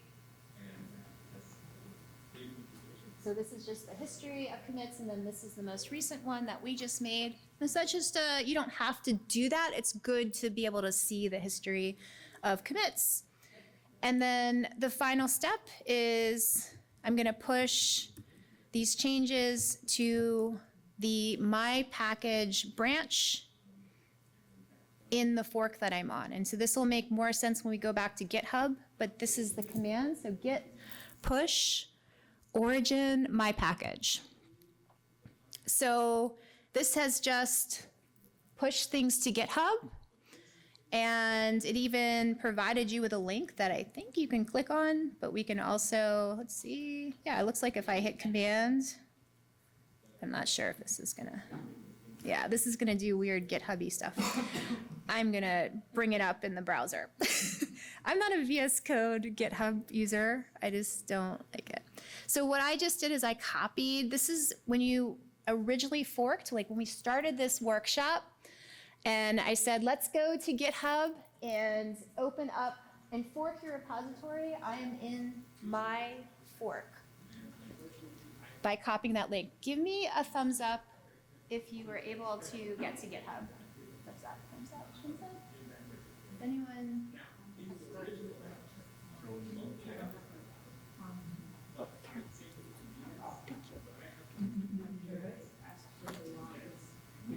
Oh.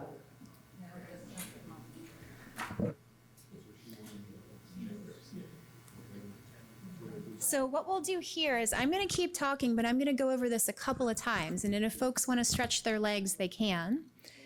So if you got this far, you can go ahead and create a pull request. So this is that workflow that we talked about, that Carol was mentioning, that she often will create pull requests to her own repository as just a good workflow to use, rather than pushing to main all the time. And when we talk about, very briefly at the end today, we talk about things like testing and stuff, this workflow will make a lot more sense. Because if you have tests and checks set up for your package, if you're pushing to main, you are essentially sidestepping those things running and you deciding that your code is solid enough to merge into the main branch where people might be installing your package from, where you might be publishing to PyPI from. So by using this branch workflow, just getting into the habit of always creating branches, it is a better practice if you can get into that habit versus pushing directly to main, especially when you're working collaboratively, especially when you're working on building software that other people are going to use. So this pull request, when I create it, I'm not going to submit it to pyOpenSci. I'm submitting it to my own repository here. So for you on your machine, it should look something like this, where it's a pull request to the same repository. If I was, and don't make this change, but I just want to show you what this looks like. I could submit this to pyOpenSci,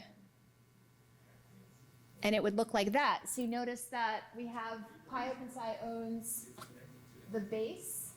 The base is the repository that we want to make changes to. This is what I own. But in this class, in this tutorial today, we're going to just make a pull request to our own repository as a best practice, because you can all merge into your own repository. And we want to update your package. We're not going to update pyOpenSci's repository. So I'm going to create this pull request and click on this green button, and you might add some description if you want or not.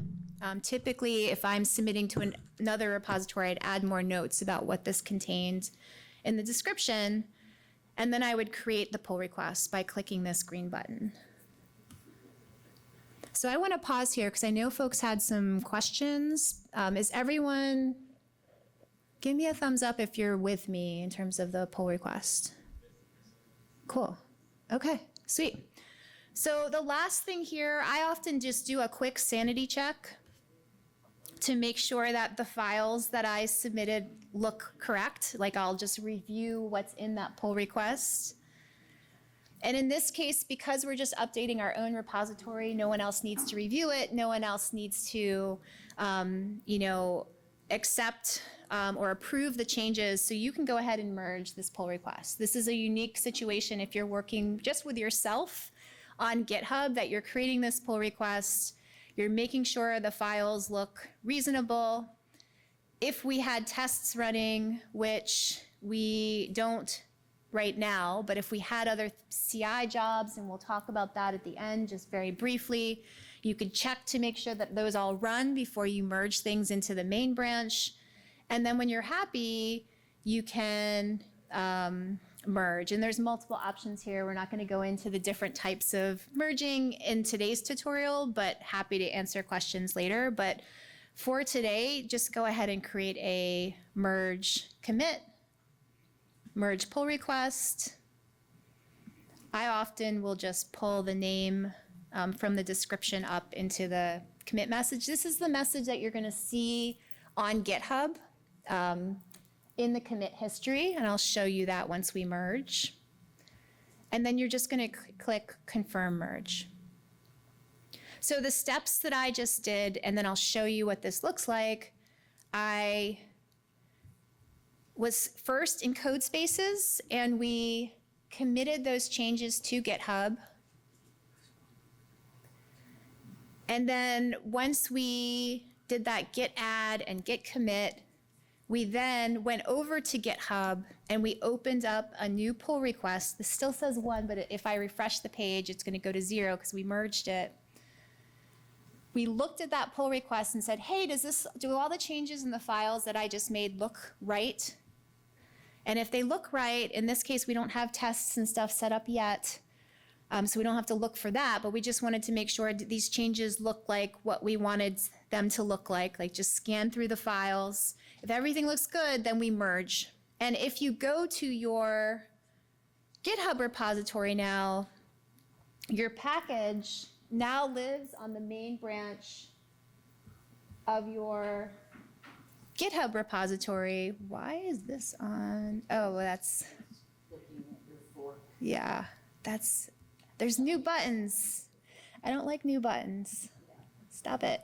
You get so used to a certain interface when they like pop. GitHub does this all the time. They add new features, and it's like, where did that come from? And normally it's really cool stuff. Anyways, so if you go to the main branch of your repository, you'll see that all of those files are here. And the cool part about this, and if you want to try this, you can, but we also are going to take a break, but I just want to show you one last thing, is that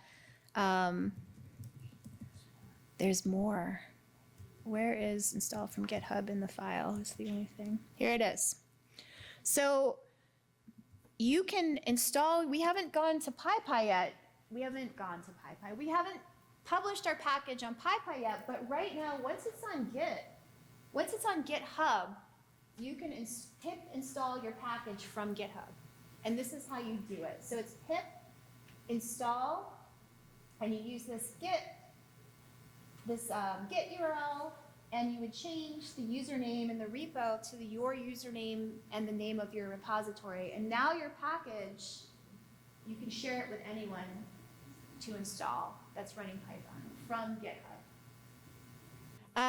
So I want to just go over what we ended up on at the end of the last session. So what we did together was we created a branch locally, and we added all of the files that we've been working on together in our package, and that's adding it to Git's commit history. And then we pushed those changes up to a branch in your GitHub fork. So I'm going to do one thing that is off script, which is always dangerous, but we have a lesson on this. I will put this in the document.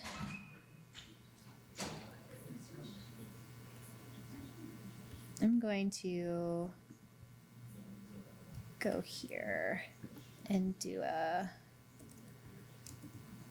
just so you have it, GitHub lesson. So we have a tutorial on forking, but what I wanted to just bring up is this graphic. I had a better one, but I'll just use this one. So essentially, we have a parent repository. So this is what pyOpenSci owns.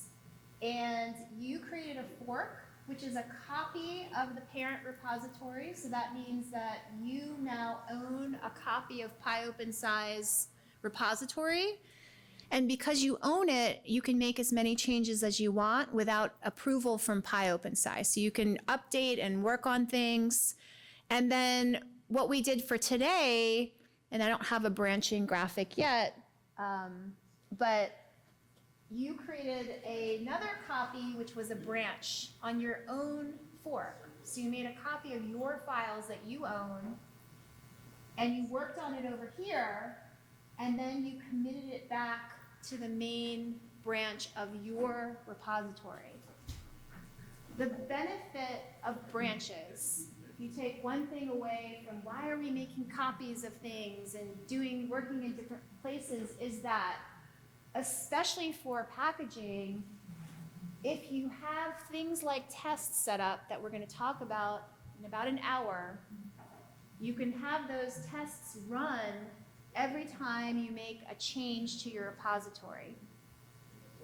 By having those checks, you're only saving or committing things to the main repository that have gone through those checks. So rather than pushing to main, and you're like, oops, I broke something, now I have to fix it, and if someone's installing from GitHub, or if main is publishing to PyPI, you can automate that too.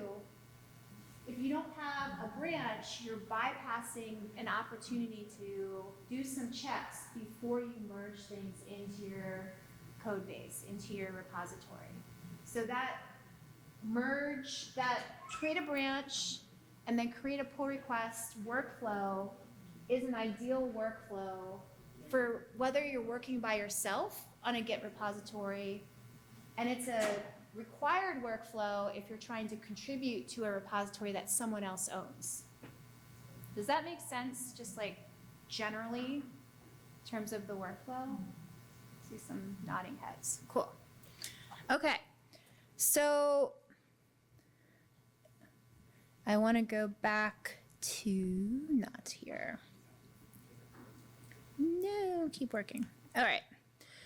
So the next thing that we're going to do is we're going to publish our package to TestPyPI. I'm hoping, tell me how many of you set up your accounts with TestPyPI already? Okay. So you are going to need an account with TestPyPI to be able to follow along. If you don't have, and so I'm gonna jump, it is actually part 4 in the document. I forgot to flip them last night. So we're gonna do tests last, and I can demo that if need be. There's a lesson on this as well. So if you don't have an account, you could try to create an account right now, or you could follow along and kind of watch as I work through this section. What we are doing is a couple of things. And one of the biggest takeaways of this, or one of the biggest actually concepts to take away from this, is the building step of packaging. So you have already created a package, and remember that we did pip install -e. And when we installed in editable mode, if you looked closely at the output that pip gave, one of the lines said building your package. And so that build step is something that pip does for you when you install it into an environment.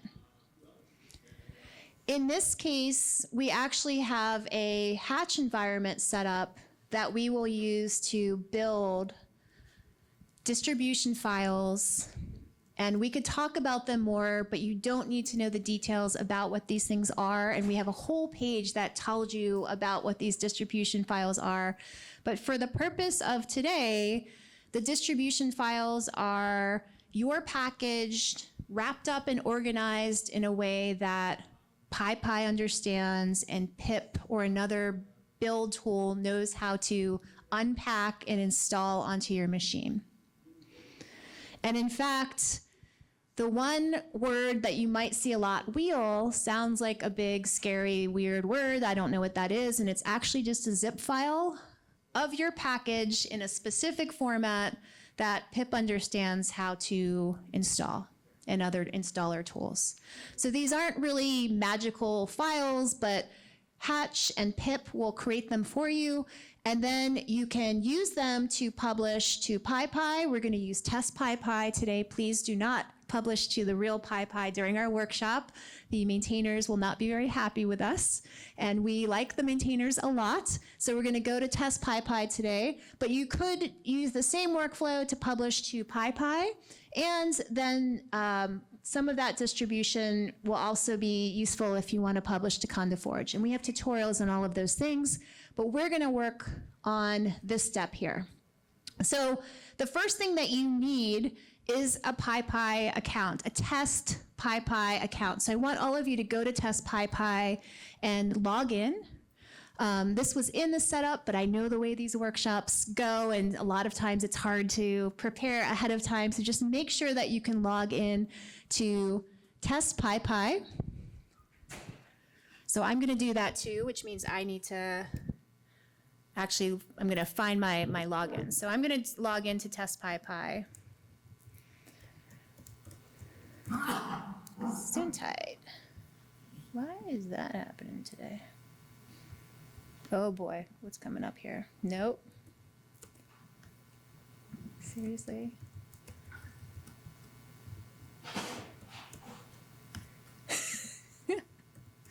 This is is what happens when you get tired. You don't even know a URL. So test.pypi.org. That was fun. And I'm going to log in. So give me a moment. I'm going to unshare my password manager because that's not a good idea. All right. So I'm copying.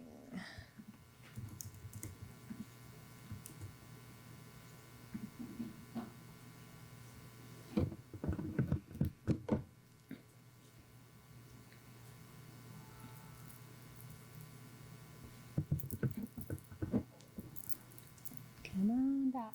There we go. Okay, and then you should have two-factor authentication set up for TestPyPI as well. So I just logged in. Who has not been able to log in to TestPyPI? Got one person? Do you need help or?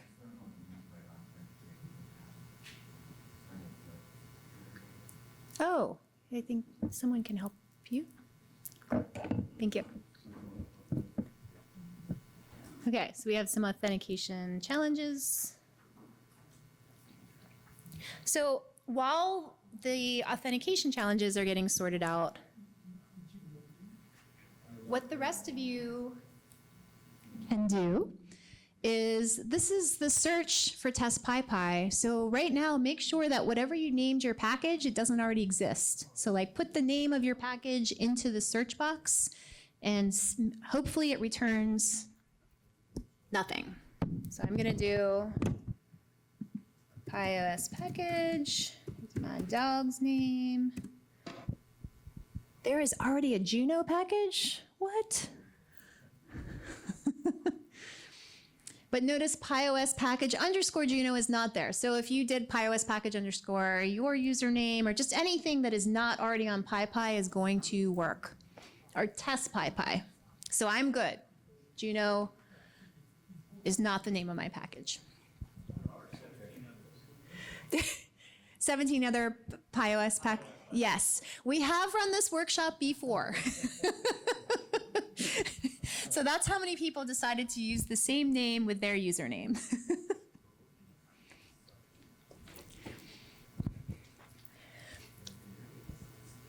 Okay, so what we're going to do is two things. Coming back to this graphic, we are first going to build and check our package's distribution files using a hatch environment, and then we're going to publish to PyPI. Before I do this, did any of you set up your tokens yet, or should we do that together?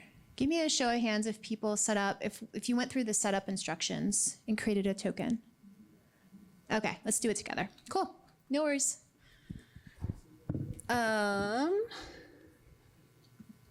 Okay, and these instructions are in the Google Doc as well. So I am at, if you scroll down to page 18 in the Google Doc, where this graphic is, below this section, there are screenshots and instructions. I'm just telling you that. I'm also going to walk through it with you. So, but you can also follow along in the Google Doc and see what the screenshots should look like. So I am going to, and by the way, TestPyPI, the workflow is the same as the real PyPI. So what you're seeing and trying here is going to be almost identical to when you go to publish for real to the real PyPI. So the first thing that you're going to do, I'm going to just go back to the main TestPyPI page. I'm going to go down to it's account settings. I might need to follow my own. Dun, dun, dun. So if you go to account settings and you scroll all the way down past two-factor authentication, you can see a Add API Token button. So you want to click that button, And you can see I've recently made one of these, so I'm probably not going to make another one. Or maybe I will. So you can click Add API Token. And I'm just going to give it a name. The name actually doesn't matter except for your own memory of like what this token was for. Yep, you have to have two-factor authentication set up for this to work. So if anyone's having challenges with that, we can definitely help. Just raise your hands if you need help. So two-factor is required for we're using the most secure way to publish without using an online, more secure way. So like the most secure manual way of publishing is tokens. They do not support passwords anymore, but in order to make a token, you have to have two-factor authentication set up.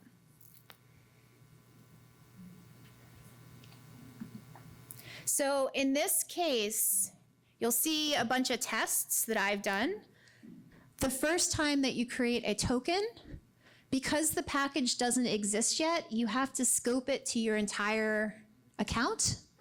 That's a little bit dangerous of a thing, but what you would normally do if you're using token-based publishing is you'd go back and then create a project-based token.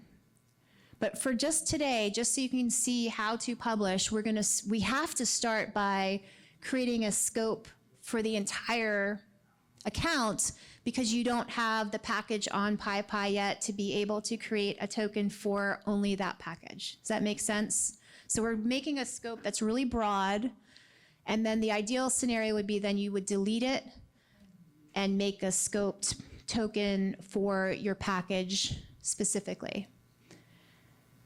Now, as a side note, we're not covering this today. There are better ways to do this using CI that if we have time we could talk about, but this is the best way to do it if we're doing it manually by typing in commands to publish to PyPI. So go ahead and scope your token to the entire account. And it says, proceed with caution. This is what I was telling you about. This is a little dangerous, but we have to do it if we don't have a package already up on PyPI with that name. So we're going to create the token. So click that button. And then, oh, that's on video. Okay, I'll delete it after. It's fine. So this is the only time you will see this token. So copy it and save it somewhere like a password manager.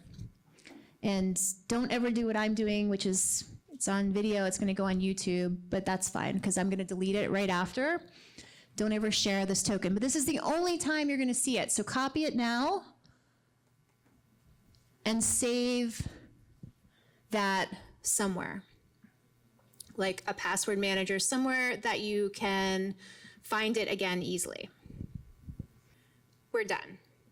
And so you can see there's some configuration stuff. Don't worry about that right now. This is the first part of our work. So we've set up two-factor authentication. We have created a scoped token to our entire account, which is a little bit dangerous, but we have to do that first if this is the first time we've published this to PyPI or TestPyPI. And the next step we're going to do is we're going to go back to our VS Code terminal. So I'm going to show you, all of these steps are in the Google Docs, so you can see the screenshots. And once you create that token, you'll see in the list of tokens.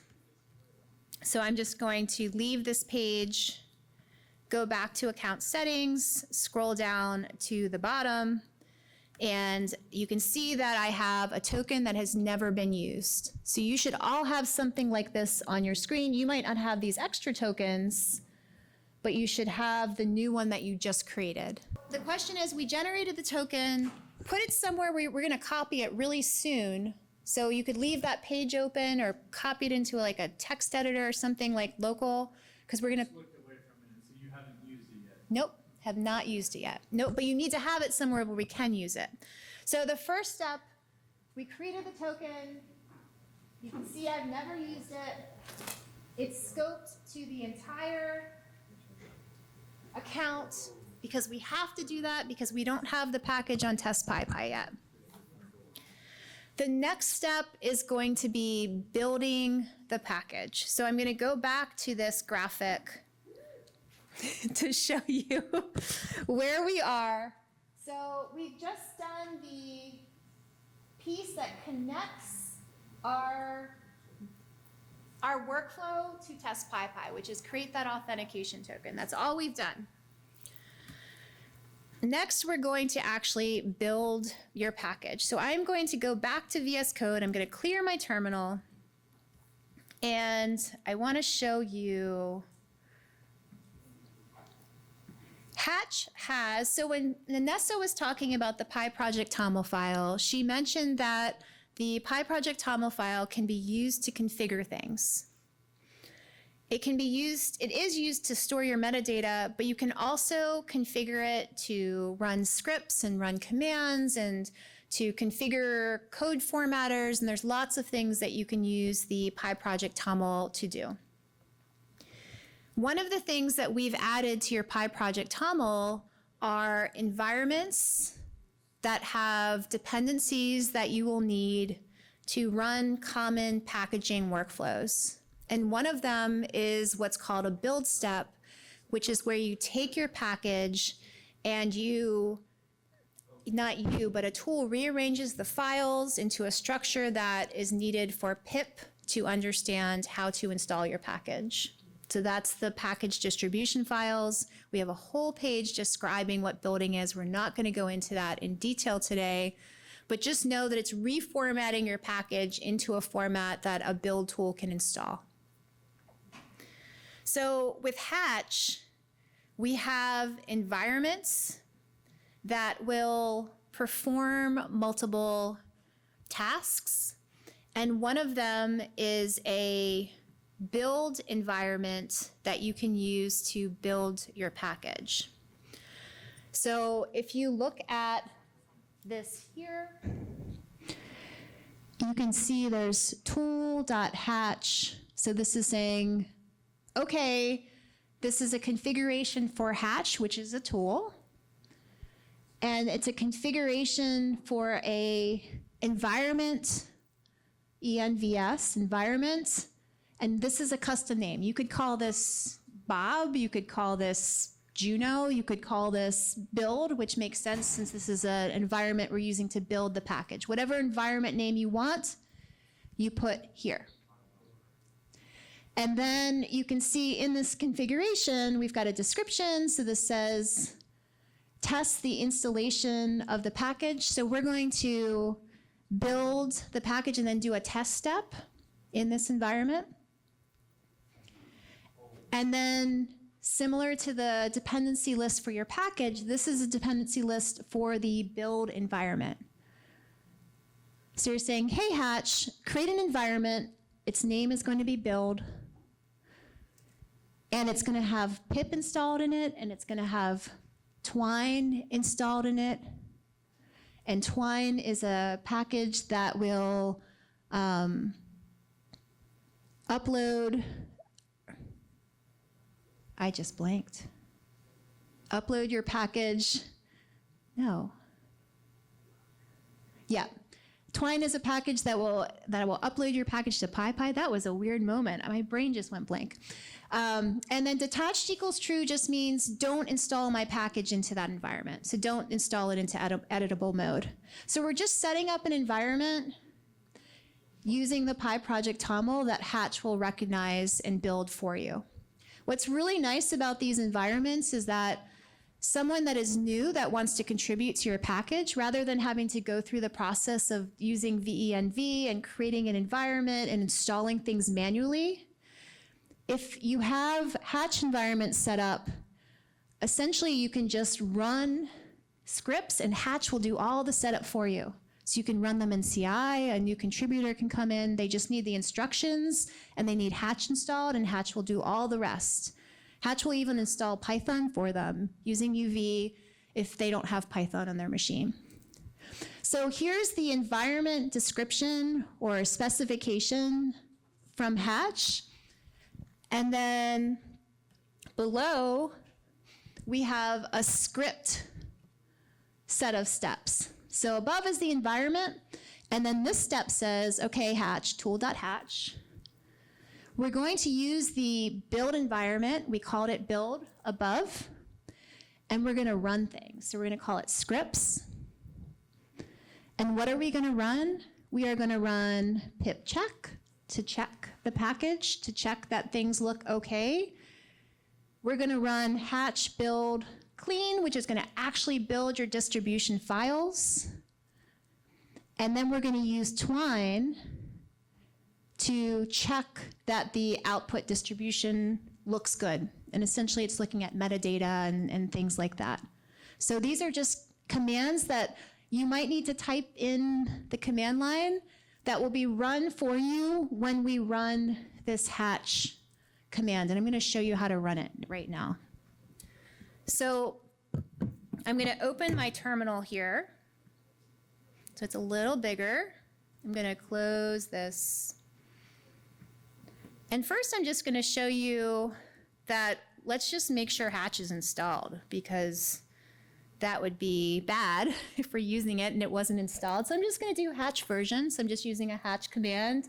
It says, hey, I've got version 1.14 installed, so we're good.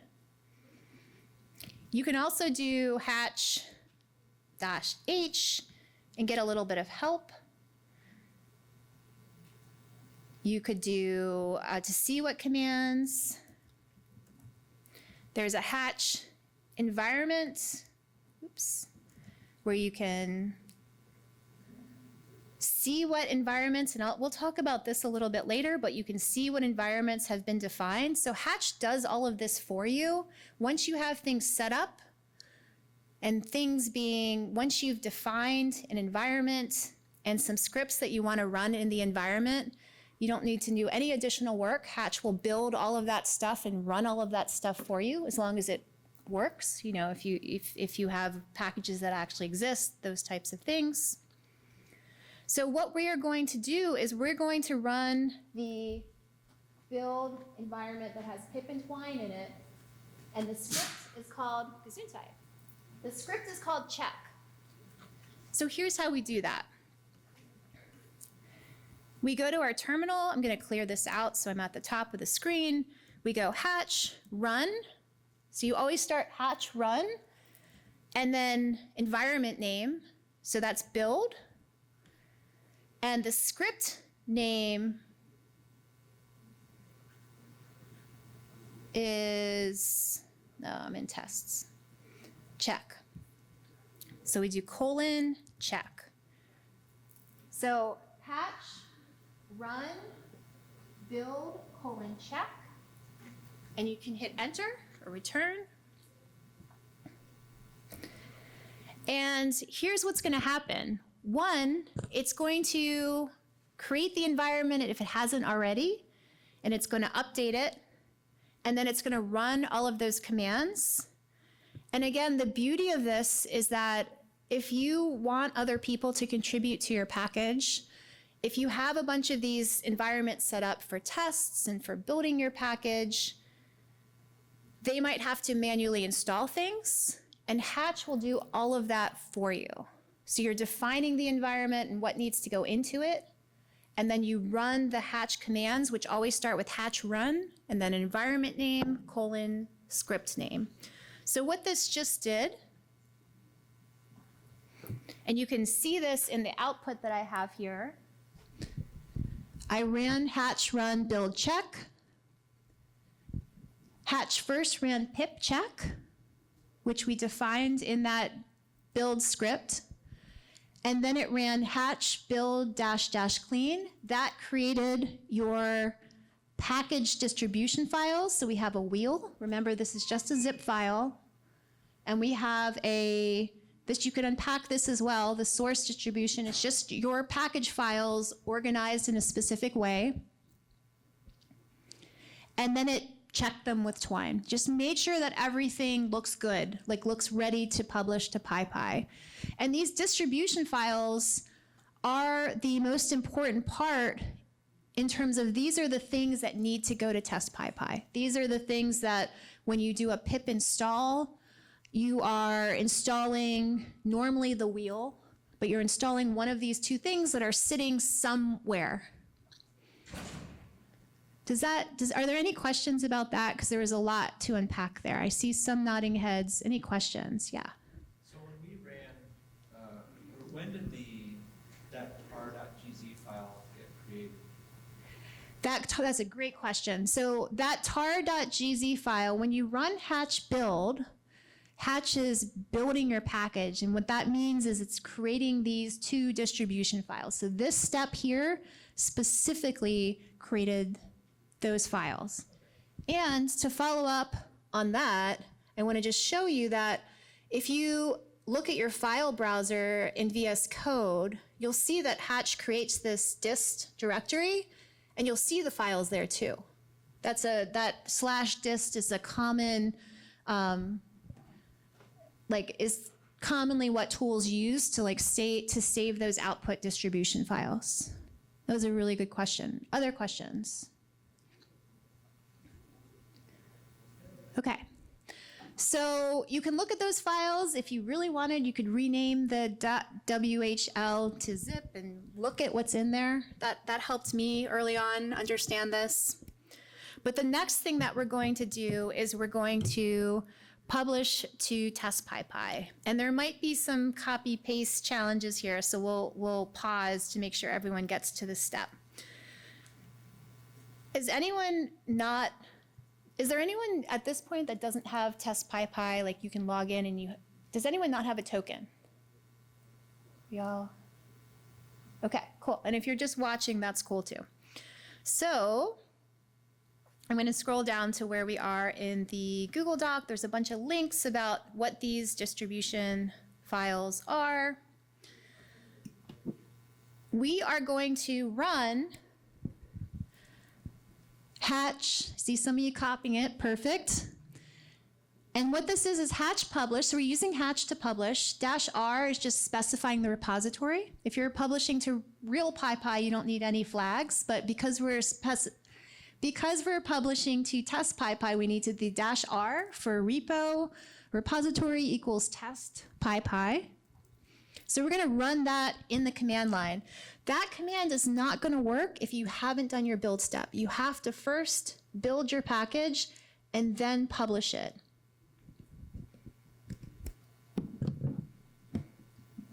So I see a bunch of you copying. I'm going to do the same thing to make sure I don't spell things wrong, which I always do. Oh, you know what? I just confused you for a moment. There is, since we're all working in Codespaces, I'm sorry for this. There is a problem with Codespaces where Hatch Publish doesn't work in Codespaces, but it'll work locally on your computer. So we shouldn't need to pip install Twine. We'll make sure it's there. I'm very sorry, I just misled you. We're going to be using this command, Twine upload. This is a specific to Codespaces problem where it wants to have your token stored, and we can't set that up in Codespaces. Looked, and it just doesn't, that functionality doesn't exist in Codespaces, and Hatch doesn't allow you to turn it off. So a bunch of you are here, that's where you should be. Thank you. Sorry about I started you down the Hatch Publish, but if you're working locally on your computer, Hatch Publish is the way to go. So we're going to use Twine, and we are going to, I'm going to clear my screen again. I'm going to just see if I do that. Do we need to install, because I'm in a VENV. So I'm going to, because I have an environment activated, I'm going to go ahead and first, I'm going to put this in the doc. I have pip installed, but I want you to do Python 3-m pip install Twine first. I think I need caffeine. It's rare that I say that. So first we're going to install Twine. Twine is actually in this workspace, but most of you might have an activated environment. So let's just stay in that environment. I'm gonna just Python 3-m, so Python install it into my current environment. I'm going to install Twine, and it's going to do that for me. Okay, so that's the first thing. And what you want to make sure is that it sees that Twine is there, and it does, because I can do Twine help, and it's telling me, okay, Twine is there. And then we're going to use, I like the verbose flag. You don't have to use it. It tells you what the problem is if it's going to fail. So I like that. Normally the problem is copying the token. That's normally the... So I'm going to pause here for just a moment. Did everyone get Twine installed? Yeah, cool. Okay. So you're going to use run Twine upload. Repository is TestPyPI, and your distribution files are in the dist/directory. That's what this command does. Verbose just gives you a little bit of extra feedback if things are going to fail.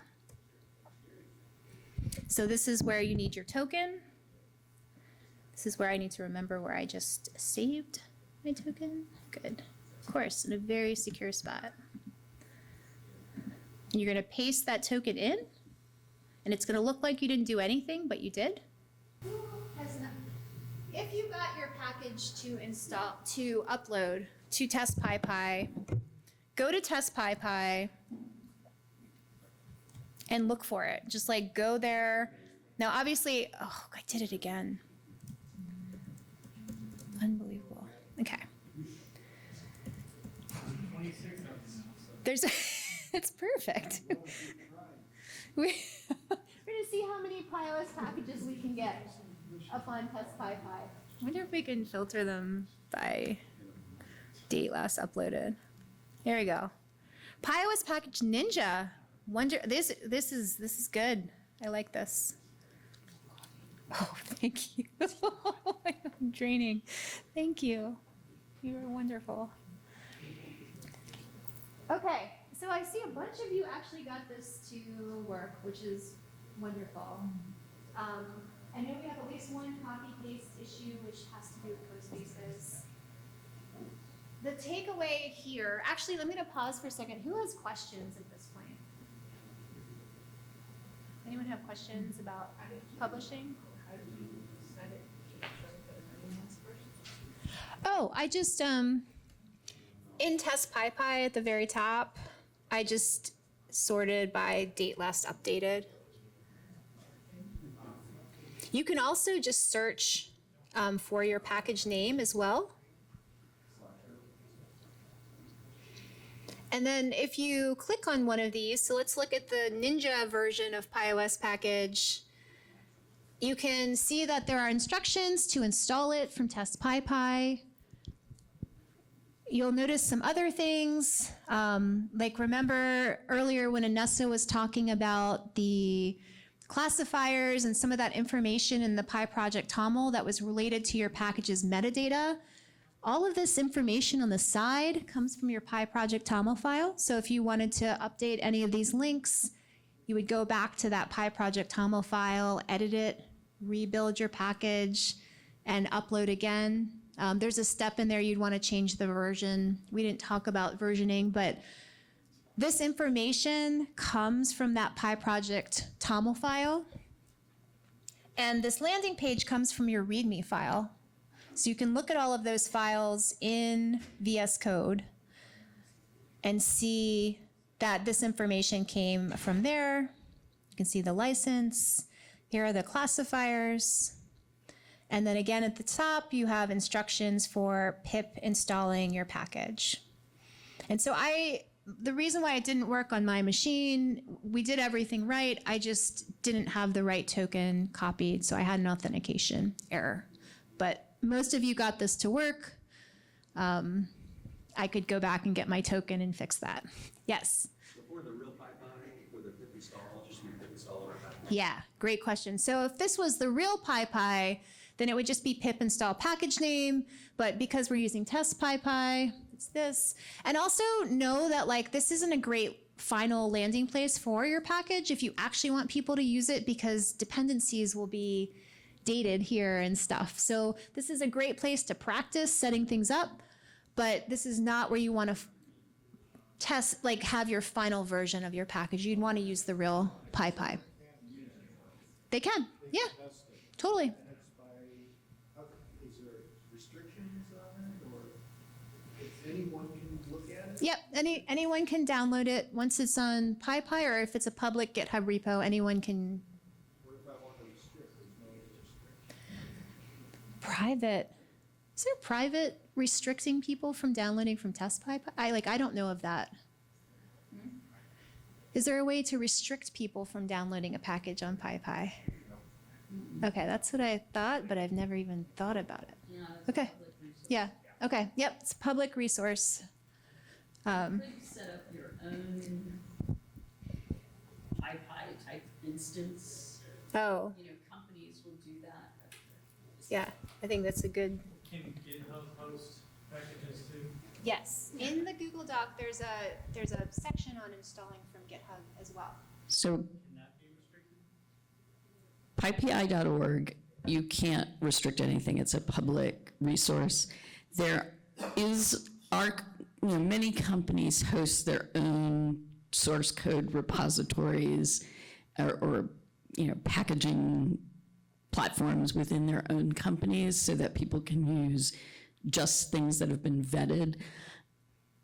It's not an easy lift to do it, but it's also not incredibly difficult. There is some guidance in the Python packaging docs about what to use or how to do it. In terms of private things within GitHub, I think you can restrict people from installing private stuff, but people also use things like Artifactory and other things to just make sure that, they have some control over what people can install. But I think we're getting a little bit beyond ourselves here. So PyPI, public. Cool, that was great. Thank you, Carol. Other questions? Yes, and then, yeah. That's cool. So that's actually a question. Where does that name come from? I'm not putting you on the spot. Anyone can answer. Yeah. So if the question is why doesn't it start with pyOS package? The answer to that question is to go back to your PyProject TOML file. And that was a great question. This is like a confusing thing because there's a ton of text here. But this name, when Anessa mentioned earlier, the name is a required part of your PyProject TOML, the name of your package comes from this line in that file. So if you go back to where you built your package, the name on PyPI will be whatever's here. And there's a question here, unless it's a follow-up.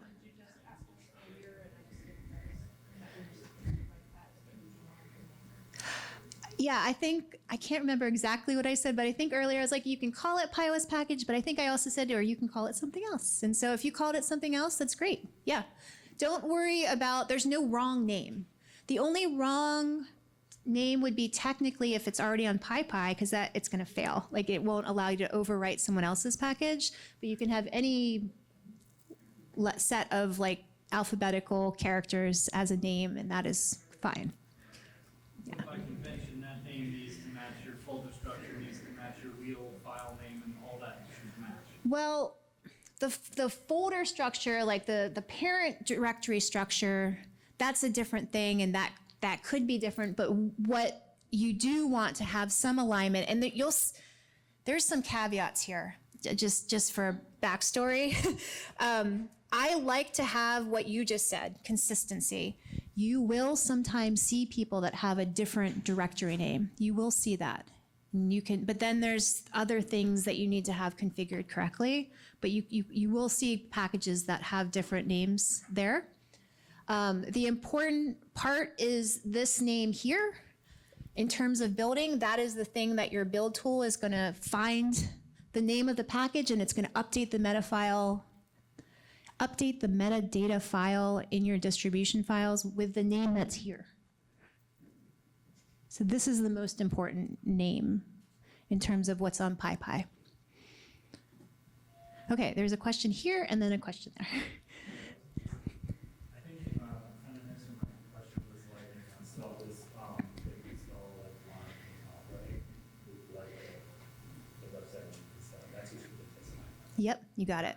When you publish it on the actual PyPI, that would just be quick install package. You got it. So that's a good question. Let's just go over that again because it's confusing. Is that this install is got a long URL here because it's TestPyPI. If we were installing to the real PyPI, it would just say pip install package name. So this is very specific to index, I think, the -i, and then hey pip, install this from TestPyPI, not your default, which is the real PyPI. Okay, yes. What's the role of underscores and dashes? Oh boy, I'm giving this to Jeremiah. No, I always mix it up and he will get it right. It's readability. You are allowed to put underscores or dashes or dots in your PyPI URL. But you are not allowed to import things in Python that have dots or dashes in them because that's not a name. So you don't have to use any. You can use no spaces, but you can use them as implicit white space like you would for variable naming. If you use things like Hatch will automatically convert spaces to underscores and automatically convert dashes to underscores because it's helpful. You can really wreck yourself by naming your package something that has dots in it, and then there are translation layers that helpfully change your name for you because otherwise it would be an illegal Python name. But you really get yourself in a headspace if you do that. So the point is the same as a snake case naming convention in your Python variables. If you want to be safe, always do underscore because that's what it will ultimately be in Python code. But some people don't like that in URLs, and they have opinions about what a URL should look like. Yeah, and also GitHub by default, when you create a repo, will recommend something dash something. So oftentimes that's why it's there. But I think all else being equal, make your life easy, use snake case. Yeah. Use snake case. It's harder when you have cross language too because other indexes for like Ruby have opinions and they change it the opposite way that Python changes it. So it can be really hard. Yeah.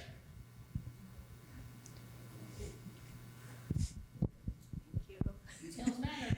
Yep. Yeah, and snake case is underscores, just in case y'all haven't heard that before. Okay, so let's do this. I want to cover just a couple more things conceptually because we had some pasting issues, and I just want to tell you there's other ways to do this, but we're not going to actually do it together. And then we're going to take a break, and then we're going to come back for the last section, and we're going to talk very briefly about running tests. We have tests already set up, so we're just going to use Hatch environments a little bit more and talk about kind of development workflow, and then we can answer some questions and kind of wrap things up. I just wanted to cover, this is in the Google Doc, that there are other ways to store your token. So in the code space, what we did was we copied the token and we pasted it in, and that's a pretty cumbersome thing if you needed to publish over and over.